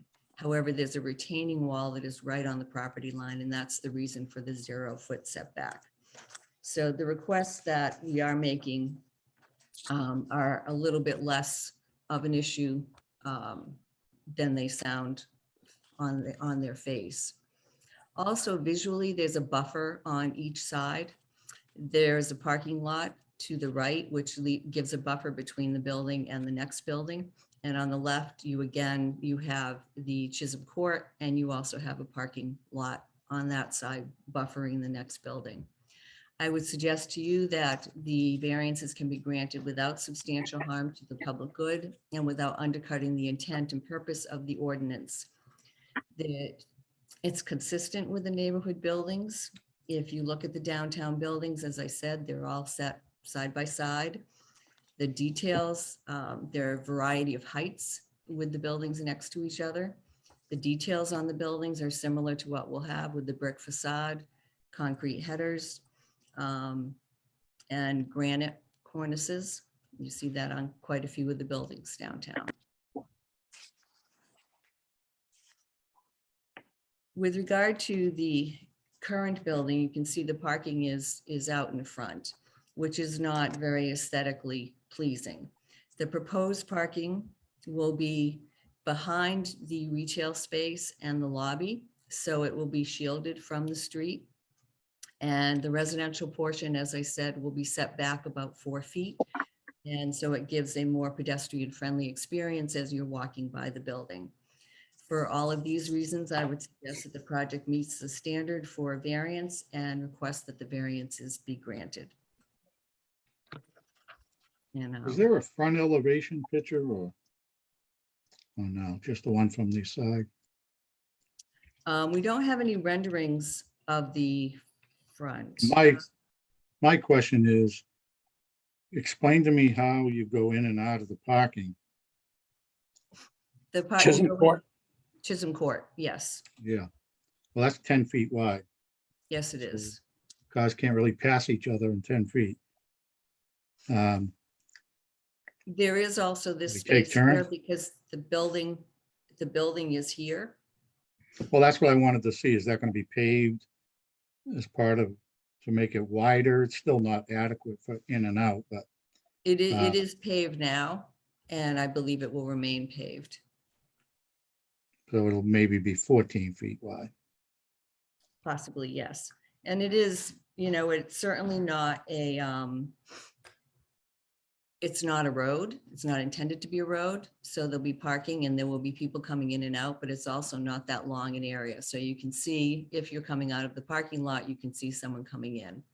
So I believe that it is sufficient access to the parking lot. And I could certainly have, if you wanted to bring the architect in, he might be able to address that further. So would you knock down the curb? Are you allowed to do that out front, Deb? I don't know that there is a curb there. I'm just looking at your drawing from sort of the left-hand side over looking from Tally's old, looks like there's just the sidewalk and a curb where the rendering has placed the building. Not a deal breaker. I'm just curious to know what the regulations are as far as. I believe, Michael, there's a curb cut, an existing curb cut there now that Tunnels is using for their parking spaces that are there. So I believe there is an existing curb cut. Yeah, it does look like from here that there is an existing curb cut going in. So there would be, I've been being told that there's 17.5 feet essentially space to come in. You can see this. So is we'll- curb. Well, not on your property. Yeah. Will Chisholm Court be repaved? If it needs to be repaved, it will. I don't know what the exact plans are for that. Chisholm Court is a private way. And my client has expressed deeded rights to the private way. So they But would this have a right Pono to does control it. also, correct? Blackburn, Well, we didn't find anything, any deeded rights to the Tono property, but I would How do- expect that they probably do have rights to it. I mean, otherwise, how would all their parking, we would have not allowed the expansion. Those cars are all gonna share the same road too, all those people leaving the restaurant. Right, Okay. but now that they've expanded their outside space, I think there is a lot less parking over there. But you're right, there will be cars coming in and out, but generally people who are living in these units are probably not going in and out of the parking lot every day. A lot of people will, the purpose of people living downtown many times is to be able to walk to where they want to go. Is there a traffic report for this to show who's using Chisholm Court and how much traffic will be coming and going daily? Because I think there's a little more parking in you think with Blackburn, there's a whole parking Yeah, lot. there's a whole nother backside. Cars come around that outdoor thing too. We do not have a traffic report. That's certainly something that we could look into doing. As I said, there certainly isn't a lot of traffic going in and out of Chisholm Court now. We wouldn't expect that it's going to be that different. Well, and you'd be it is- adding another 28 cars to it, but with so many trips, your traffic report will tell us how many trips during a day.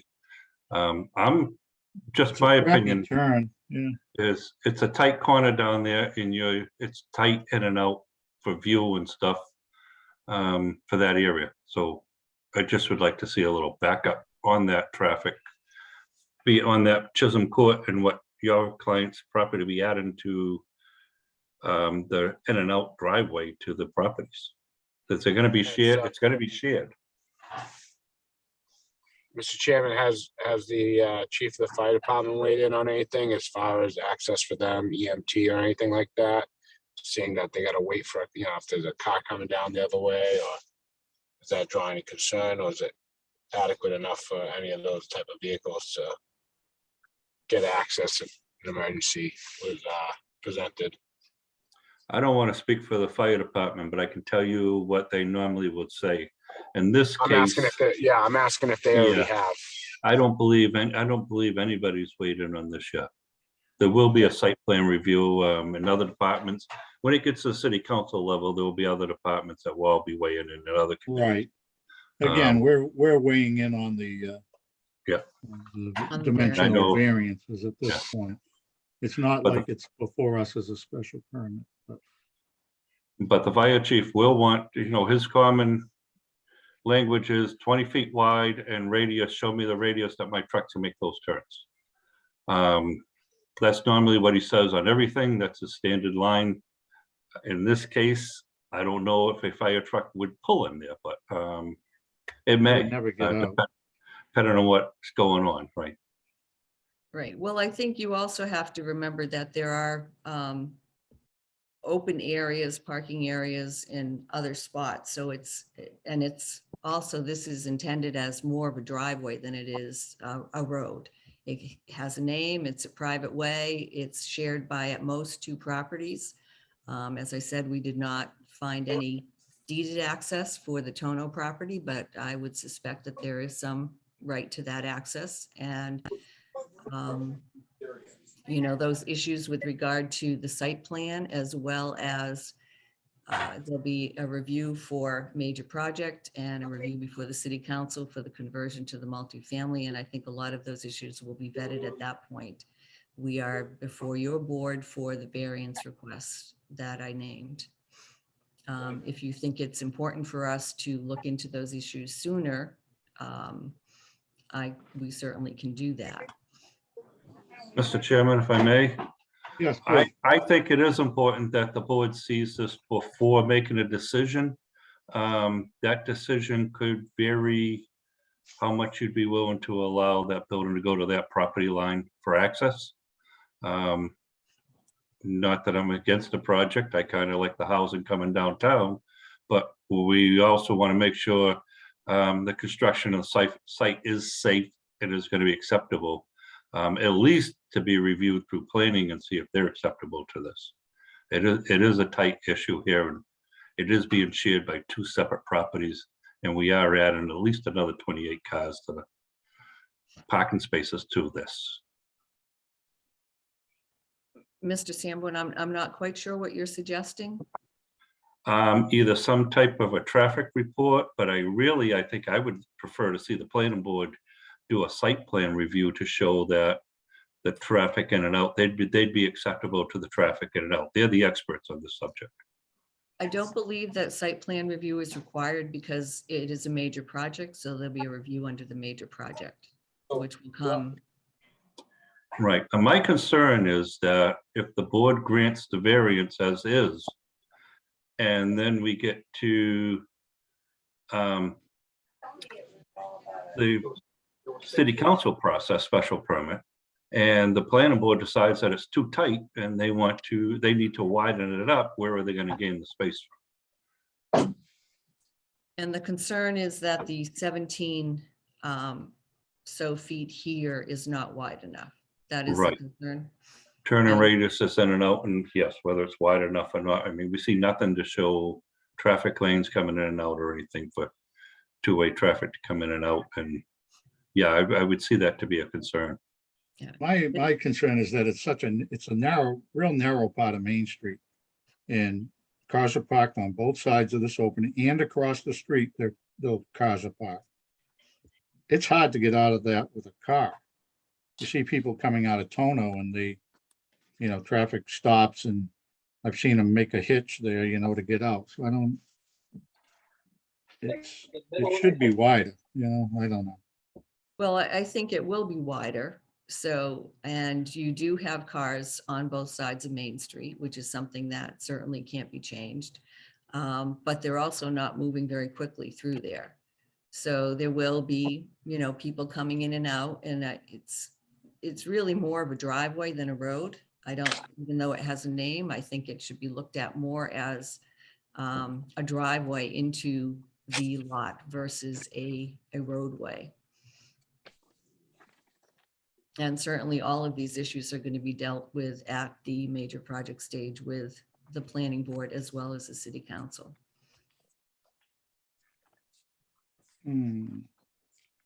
So we're really to look at this as like the structure on the property, not really its use so much.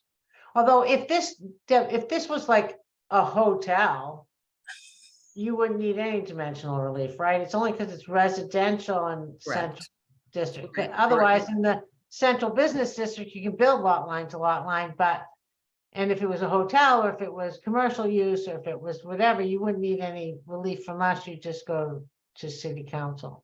Right. Frankly, I just want to say, I like this project. I like that there's kind of putting this lot to some residential and a little bit of retail use.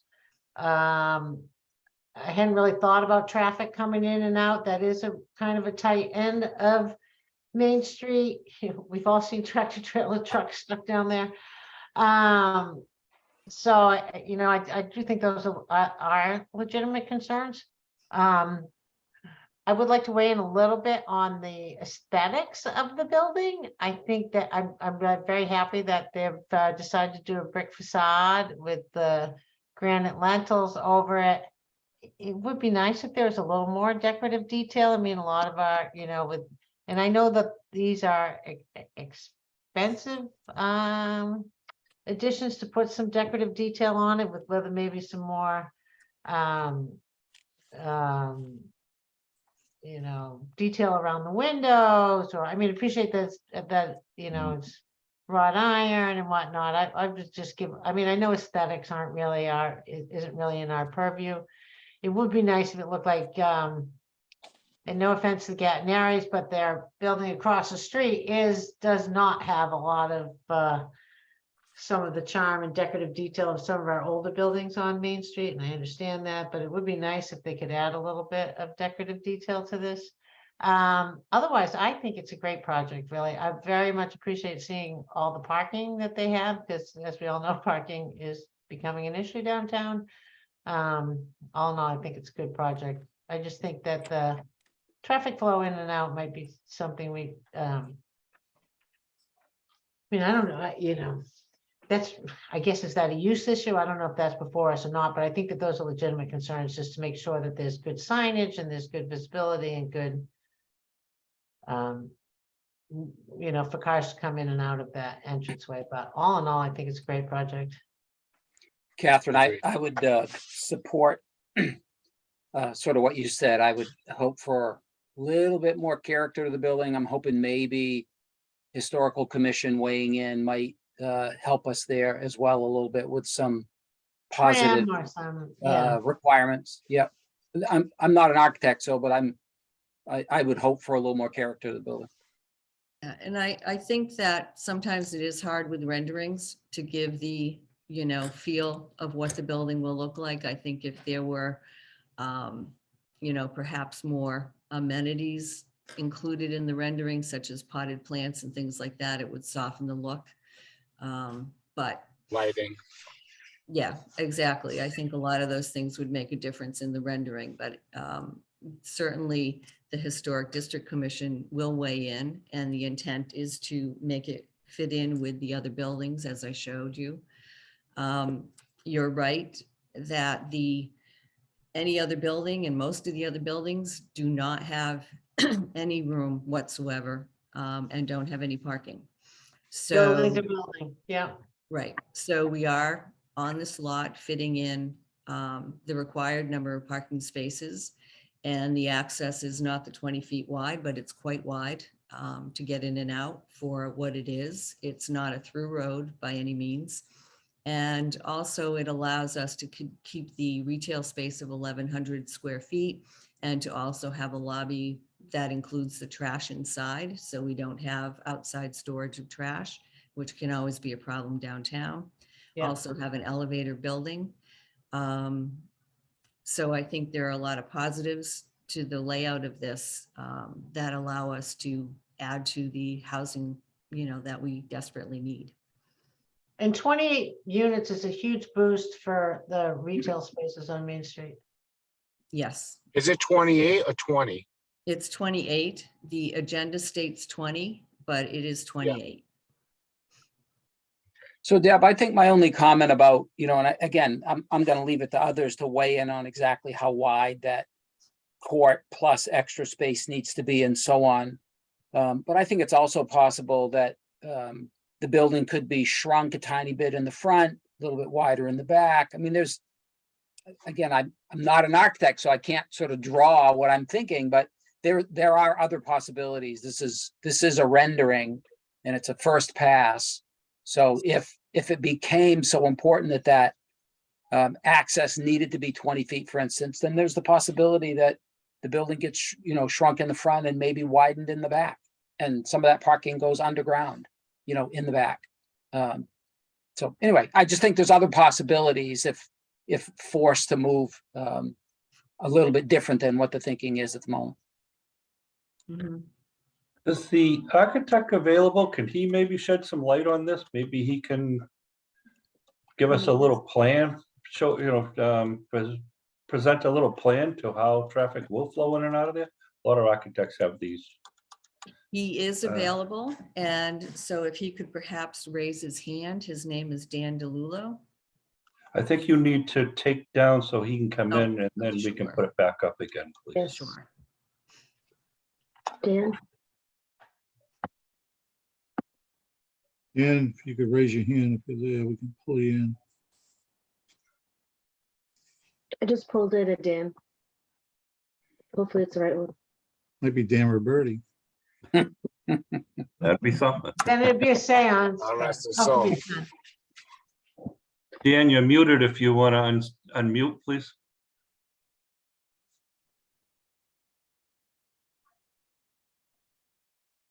That should have done it.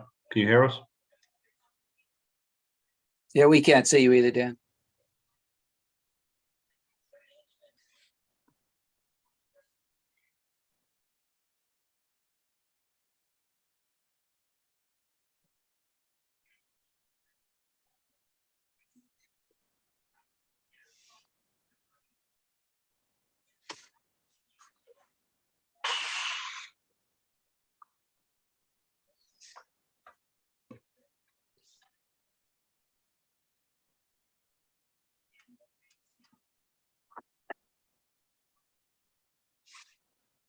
Asking whether he's having a problem getting on.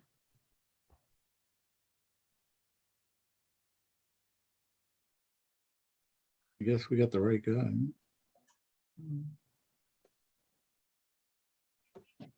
I know he had another problem the other day when we were on Zoom, so I don't know if he still is having an issue.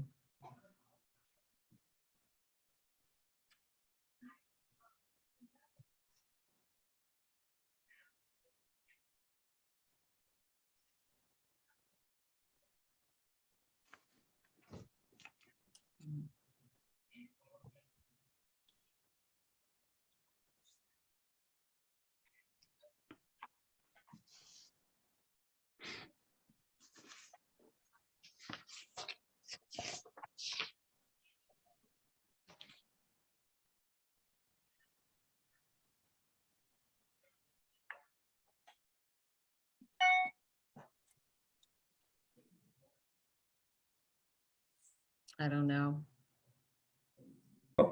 I guess so. My biggest concern is if the building needs to slide over, which looking at the plan, it's possible to slide the building over to the right more, closer to the property line. But then again, if that comes out of the result of going through the whole process, it's going to require you to come back to the meeting. And I'd like to see it resolved before we, so the board sends you on to city council, so we don't have to worry about that. Again, I know the first thing the fire chief's going to say, I want 20 feet. That's a standard out of the book, 20 feet. So I don't want to see something happen where it's going to stall you and get you tied up and send you back here again, because something wasn't thought out in the first place. That's what I'm worried about. So perhaps what we should do is think about having a conversation with the fire chief and coming back with those results, even though that would have been something that typically would be done farther down the road with the major project part of it. But I would agree. And if, you know, the architect can show us similar, like most things, a driveway in and out, how it's going to work, a little more detail to the driveway entrance and along, I think that's going to go a long way to helping this project get through the overall process. Yeah, I mean, there's another curb cut too that they're gonna end up blocking off, so maybe they could utilize that other curb cut that's closer to Shorten Main. But Again, the, I'm not an architect, so. yeah, The real issue before us is the site, isn't the, like, the uses before city council and major project. I mean, the issue before us is, Right. are we comfortable with the siting of this building on the lot? I guess though, if it goes up to city council and major use and they go, oh, the entrance is not adequate, you'd be coming back looking for. That's my point, is they'll Additional need to relief come from back us, and adjust yeah. the relief Yeah. and send them all the way back to the process again. And my goal really is to try to stop that from happening. I don't want to delay the project, but I want to stop that from happening. I think the architects has his hand raised. Is he in? he's in, See but I don't Dan's- know if we can hear him. Analyst, yeah.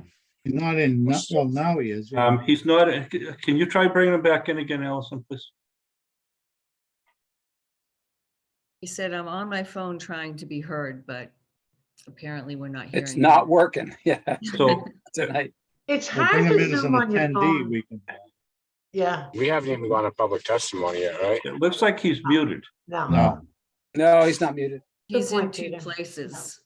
Up in the, on mine, he's up in the screen with his hand raised and he's muted. It says he's mute. It's not muted on my screen.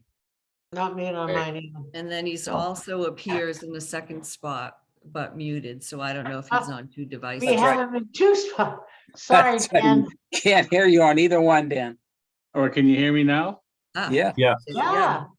Ah, anyway, I'm on my phone. So here's what I think. I need your name and address for the record. Dan DeLulo, 16 Crystal Street, Melrose, Mass. Thank you. And I appreciate your putting up with my aggravation here. Chisholm Court, the from edge of Chisholm Court to the face of the building is 17 and a half feet. Shy of what you're saying, Bill, that the fire chief wants to see. And it is possible for us to lose some space on the front end of that building until we get to the spot where the site widens out. It is possible. It makes those units on the front side a little bit smaller. But I think we should keep in mind too, that at least currently Tono's doesn't open until 4 o'clock in the afternoon.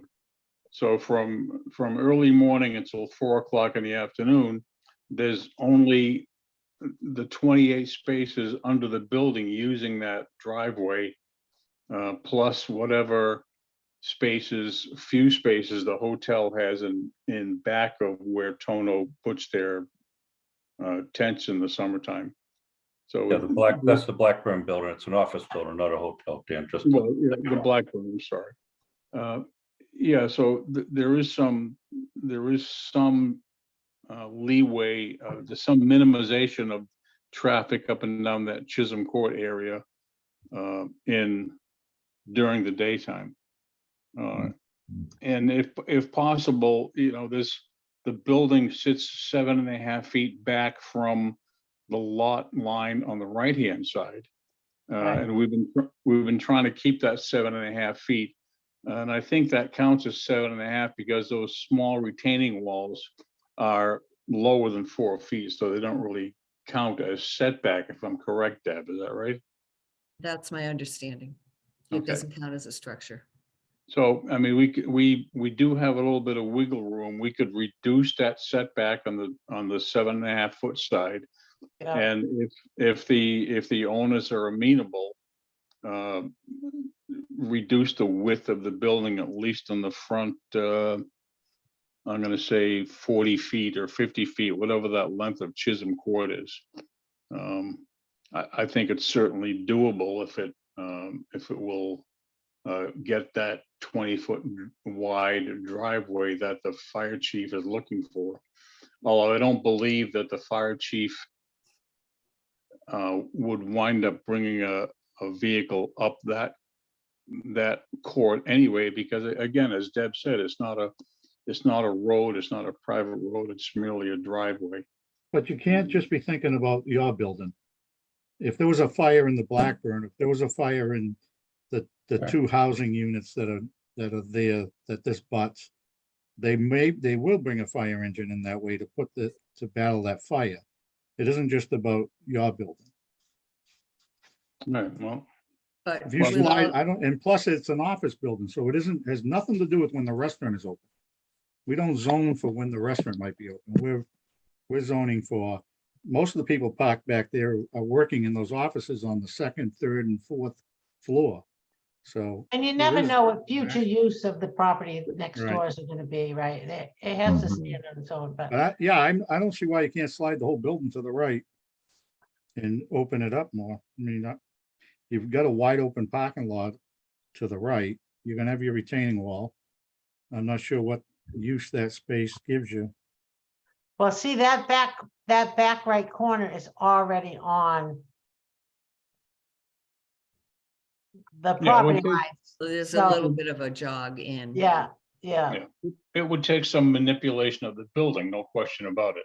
Yeah. Yeah, you could, Dan, you know what you're doing, obviously. You could create a small jog in the back. You could create, I mean, welcome to Boston, right? You could just create an angled building in the back, but obviously that's probably a lot more money, but that's typically the buildings that I'm in on Lose a the regular parking basis in space, Boston. Yeah. Yeah, but you know, to some extent, that puts us in the same situation on the right-hand side. Because my client doesn't own the property on the right-hand side. And Right. we don't know what's gonna happen there. If they have a 7.5 foot setback and we have a 7.5 foot setback, then we wind up with 15 feet between buildings and we're back in the same situation. Yeah, I suppose too, you want to leave some room so for maintenance of the building or whatnot, that you can get around your building, access it, take care of it. Exactly. You know, and as Michael said, we can manipulate the building any way we choose to. Construction being what it is, we're trying to keep it as easy as possible to build, because we don't want Sure. to drive the cost up. And Sure. we know that the Historic Commission is going to certainly ask us to do things which are going to cost a little bit more money. But at the same time, we gotta realize the safety of being able to get fire equipment up that left-hand side of that building. I don't disagree with. I think if you showed all of Main Street with the parking spaces that are there, so it was all on this drawing, and made yourself a little to scale car, you'd see how hard it is to come out of there and take that right-hand turn. Mhm. Imagine doing it in any other vehicle. There's not much there. I mean, Dan, it's do not you running the have- parade down through there because it got too tight for even floats to fit down. Dan, do you have a modular on your computer where you can do a little drive, show the driveway, show a car turning in there, and as the chairman said, also add on Main Street? Is it possible for you to give us a section of that? Yeah, I can do that. And in fact, I can get the site engineer to do that. I mean, there is a set of site drawings along with the submission here. We can get the site engineer to update the drawing and show the rest of the Main Street and the parking, and even the parking for the Blackburn Tavern would include that parking lot. I think that would do a lot to answer our questions and concerns. I think that would be a big help. I mean, 17 feet may make it, but we're looking on paper and everything in our minds telling us, we need more. We don't see a turn. We know what's there, but we're not seeing a module that's actually showing cars pulling in and out of there and how the average size car is going to make the turn onto Main Street. Yeah, we've all driven down Main Street and we know what it's like. Exactly. And we don't want to cause a problem and have a good project turn out with a bad name because it's got one little problem to it. You know what I'm saying? No, I understand completely. Yeah, I think I would love to go ahead, but like you say, if we're saying, oh, you can go to this line, then we're kind of granting a variance that maybe we shouldn't have. So I'd rather try to get that in front of us first and then we can move ahead because everything else is perfectly fine. Mr. Chairman, what I would suggest is that we look into these other aspects and continue it, but it might make sense to hear some comments from the Oh, public. yeah. in case there are Yeah, we other definitely will comments. take public testimony. And why don't we go to that now? To give people a chance to weigh in and maybe other ideas. So anyone wishing to speak in favor of the application at 20 Main Street, please raise your hand if you want to speak in favor.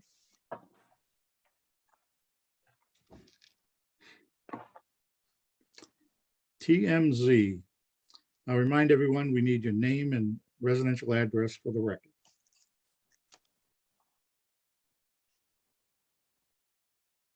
You're muted, sir. It's Tom Zarella, 2 Orchard Road in Gloucester, Massachusetts. Okay, Love the idea of the project having that many residences downtown. Certainly, I think will help the city in general.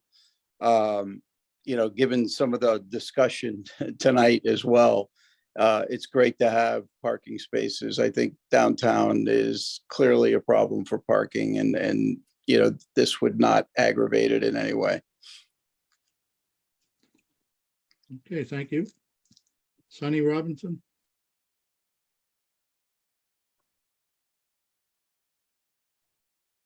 Now, can you hear me? Yes. Yeah. Okay, So I would agree with the comments from the last Can we have your speaker. name and Oh, address? for the sorry. record? Yep, thank you, sorry. Sonny Robinson, 20 Harvard Street. And my comments would basically agree with the prior speaker. I think it is good to hear about more residential units going in downtown, especially on a property that has been badly underutilized for some time. I would agree with the comments from the board that to address the access in and out the driveway, particularly in relation to fire vehicles, is very important. But the one thing that I have not heard at all is what the plan is for addressing affordable units within the 28 that are proposed. How many are you seeing? How many of them are the 1 bedrooms, 2 bedrooms, et cetera? So it would be very useful to hear that in addition. Thank you. Thank you. Anyone else in favor, wishing to speak in favor? Paul Giacalone.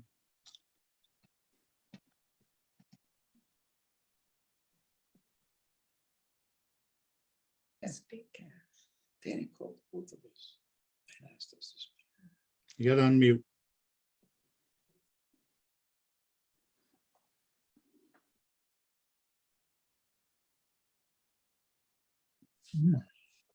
We can see you now, Dan. Paul, you have to unmute.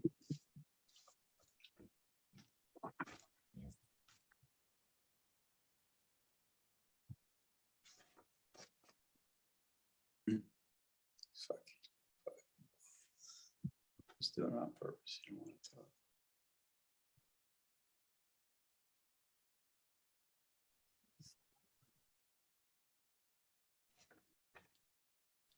Paul?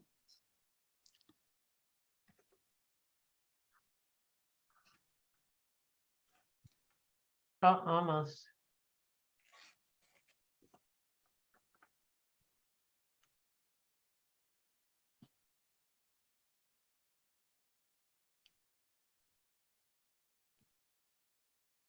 Come on, Jigga, you can do it. Push the button.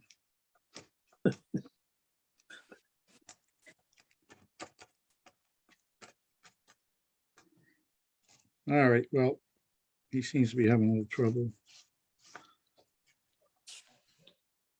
Let's move on. Pull in Frank D'Ambrosio.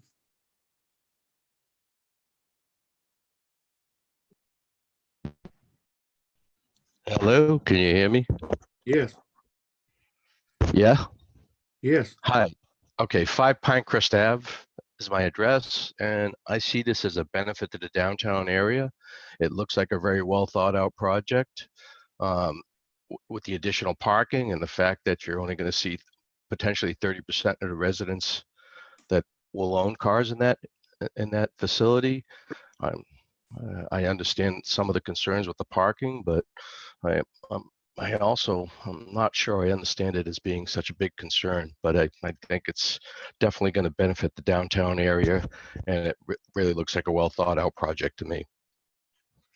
Thank you. Paul Giacalone, you able to get unmuted?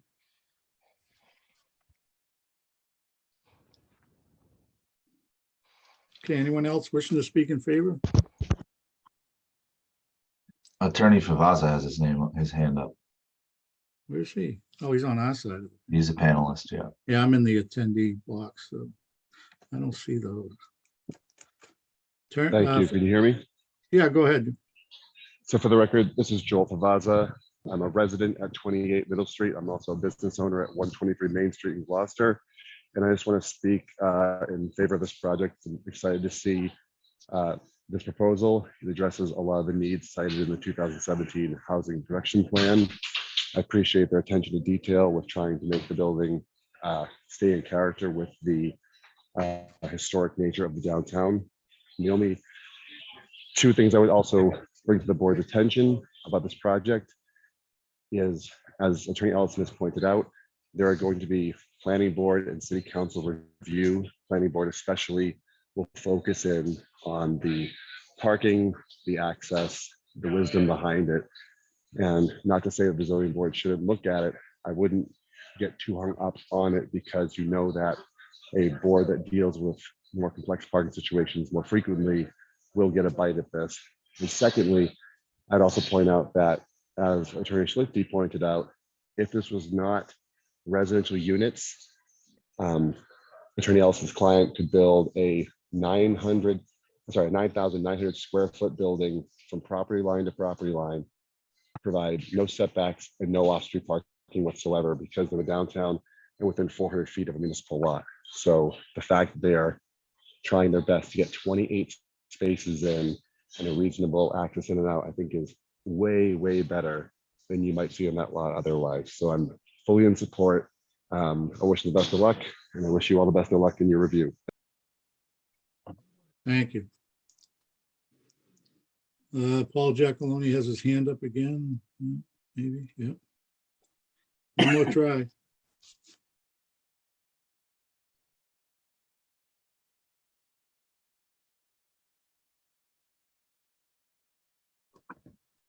I don't think I ever took his hand down, just so I had him marked. Yeah, I don't see him pulling in. Okay. Okay, now we'll go. Is there anyone wishing to speak in opposition to the project? Raise your hand. Anyone in opposition?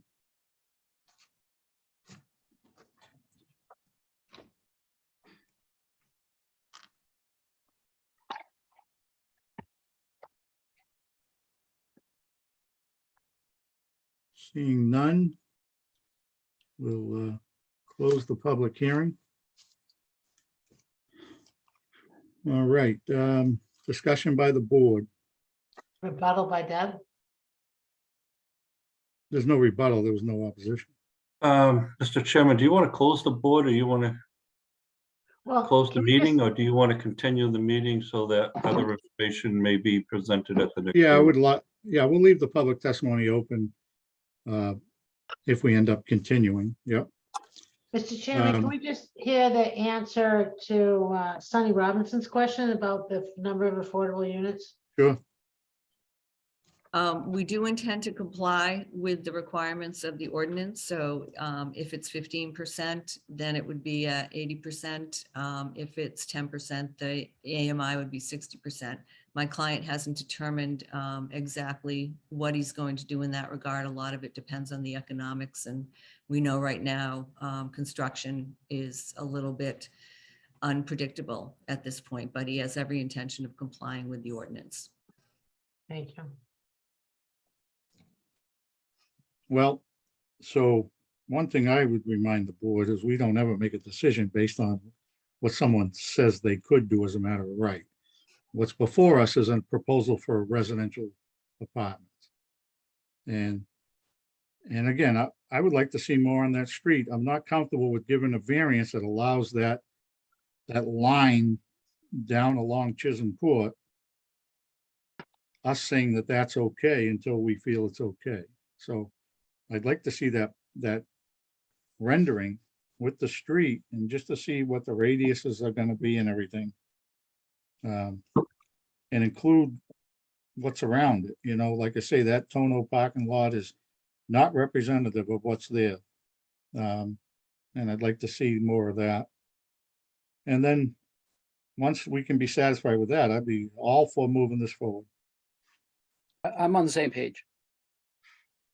Yep. Me too. Yeah, I think it's a good project, really. I don't know.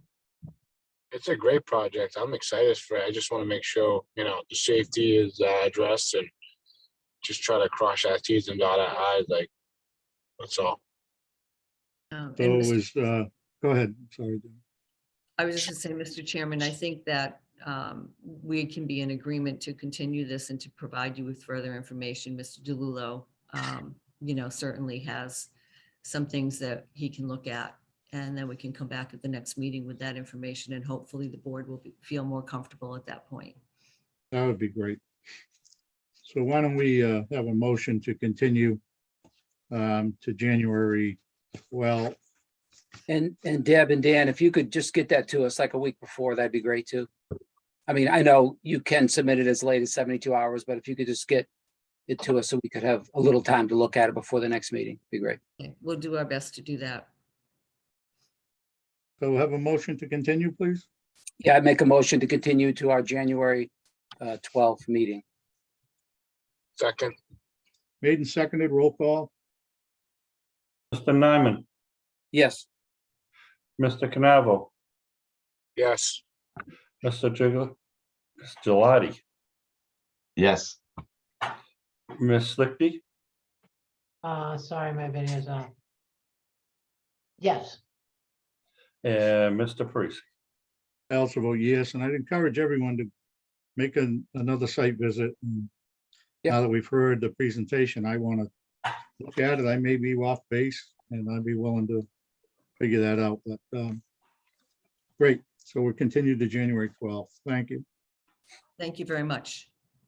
Okay, our last hearing of the evening, moving up Main Street East. The petition of Catherine Seidman seeking variances for lot width, lot area, and lot frontage to enable the petitioner to change the use of the building to a hotel under 30 rooms at 108 Main Street. Attorney Ellison. Thank you, Mr. Chairman. Again, for the record, Deborah Ellison, Ellison Law Office, 63 Middle Street, Gloucester. The applicant is Eric Sullivan, who is purchasing the property with his two partners who are here tonight. The owner is Kate Seidman, but she is not the applicant. The applicant is Eric Sullivan, and the project is under a purchase and sale agreement with Ms. Seidman. The architect is Christopher Vance from Vance Architects, and he is also on the line tonight. And if I may share my screen. Please.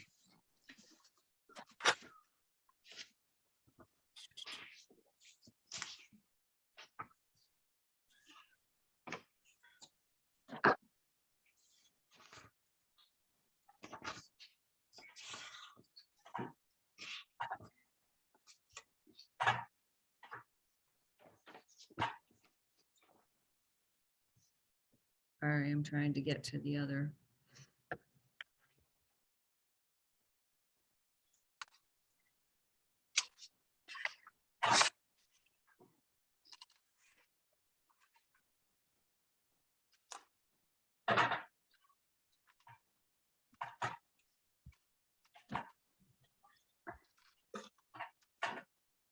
Okay. So this is the property at 108 Main Street. It is changing its use from a mixed commercial residential space to a 12-room hotel with a restaurant remaining on the first floor. The requested relief, there are variances requested under 1.7.2 for lot area. The required lot area is 10,000 square feet. The variance is needed of 7,584 square feet. Lot width required is 80 feet and a variance of 48.97 feet. Frontage required of 65 feet and a variance of 33.97 feet. The hotel with less than 30 units is an allowed use and as of right in this district. So the requested relief is just for existing conditions. These are the existing lot size and the building, as we had discussed in the last application, because it's a commercial building, hotel is allowed to build right up to the lot lines. So we're seeking variances, and you can see that the building, as I said, is built right up to the lot lines. The property is now being used as a commercial and residential space. The first floor has a restaurant with a short-term residential rental.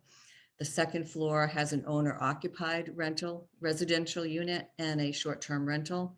And the third floor has studio space and 2 open spaces. The applicant is seeking to add 12 hotel units on the second and third floor, with the Passports Restaurant remaining on the first floor. This is the basement area. The restaurant will continue to have much of the building as a basement, and there'll be a basement for the hotel where the elevator, mechanicals, and there'll be an area for the cleaning supplies to be kept and hospitality supplies and other storage area. The first floor The entrance that there is currently a small entrance on Center Street.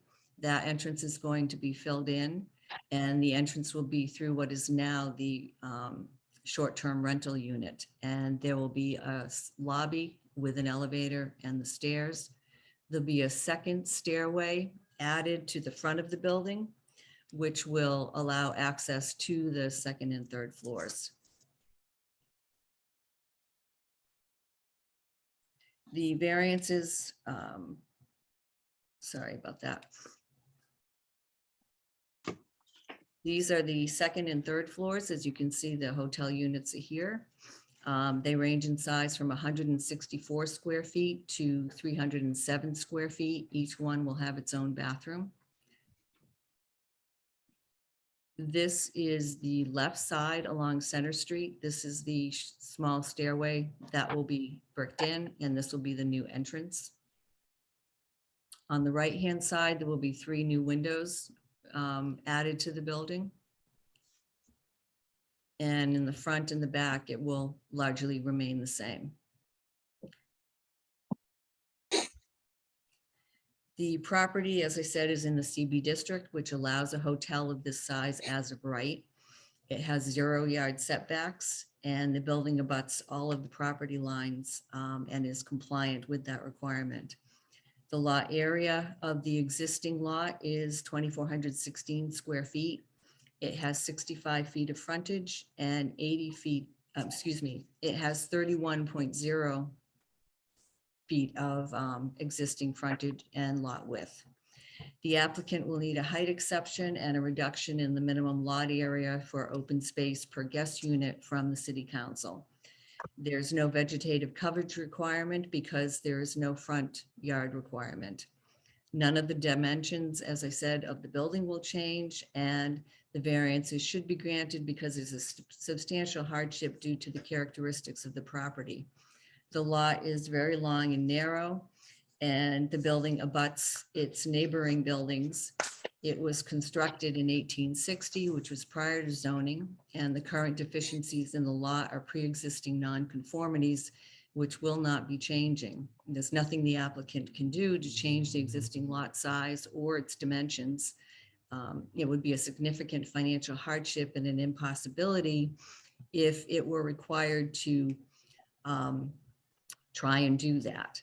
You can see this is the assessor's map showing that all of the buildings in this area are right on top of each other and share party walls. There's absolutely no space for the applicant to expand this lot, even if it so desired. So it would be a significant hardship and an impossibility if the applicant were required to bring this lot into compliance. But for the change in use, the variances would not be required, and the requested variances may be granted without substantial harm to the public good and do not substantially undercut the intent and purposes of the Gloucester zoning ordinance. The building's currently underutilized. It will create a more useful space by adding a small hotel. It's in keeping with downtown. It helps the local economy with guests frequenting shops, restaurants, and other downtown businesses. The applicant has submitted 13 letters of support from downtown businesses and a letter from the property owner that just explains the historical use of the building and how it's progressed over time. And so we request that the variances be granted, and I'm happy to answer any questions. So we're variance in the footprint, and then the city council is giving you a special permit for the height, and then the rest of it is as a matter of right, correct? Correct. And there's no parking requirement or anything. No parking requirement. Can you please scroll down, Deb? Yep. Thank you. So my only question, more curiosity. So when it's a hotel and it's allowed in that zone, what's a hotel? How long can you rent a room in a hotel? Is there a limit where then it becomes an apartment? I believe there is a limit, but I don't know that off the top of my head. I'm just curious. I mean, how do you distinguish it, you know? I believe it's 30 days. Once Yeah. you go from 30 days, you go from non-transit to transit. And I may have Yeah. those backwards. But I think in the hotel, for hotels and stuff, it's a 30-day, it determines the difference between them. Sure. I think. No, you I may think be it's great. correct. It's nothing that that I'm concerned with. Anybody else have any comments at this time? We'll take public testimony. No, good project. Okay, anyone in the audience wishing to speak in favor of the application, please raise your hand. First name up, I don't recognize Meredith Fine. Can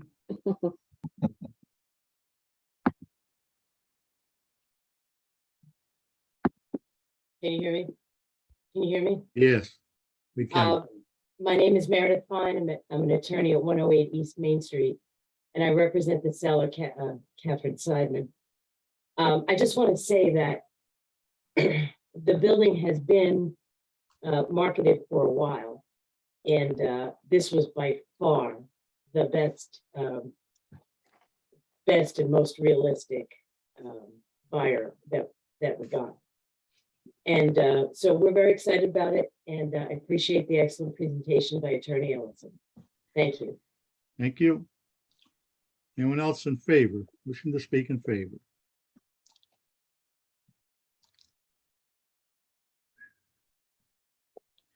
Is there anyone wishing to speak in opposition to the project?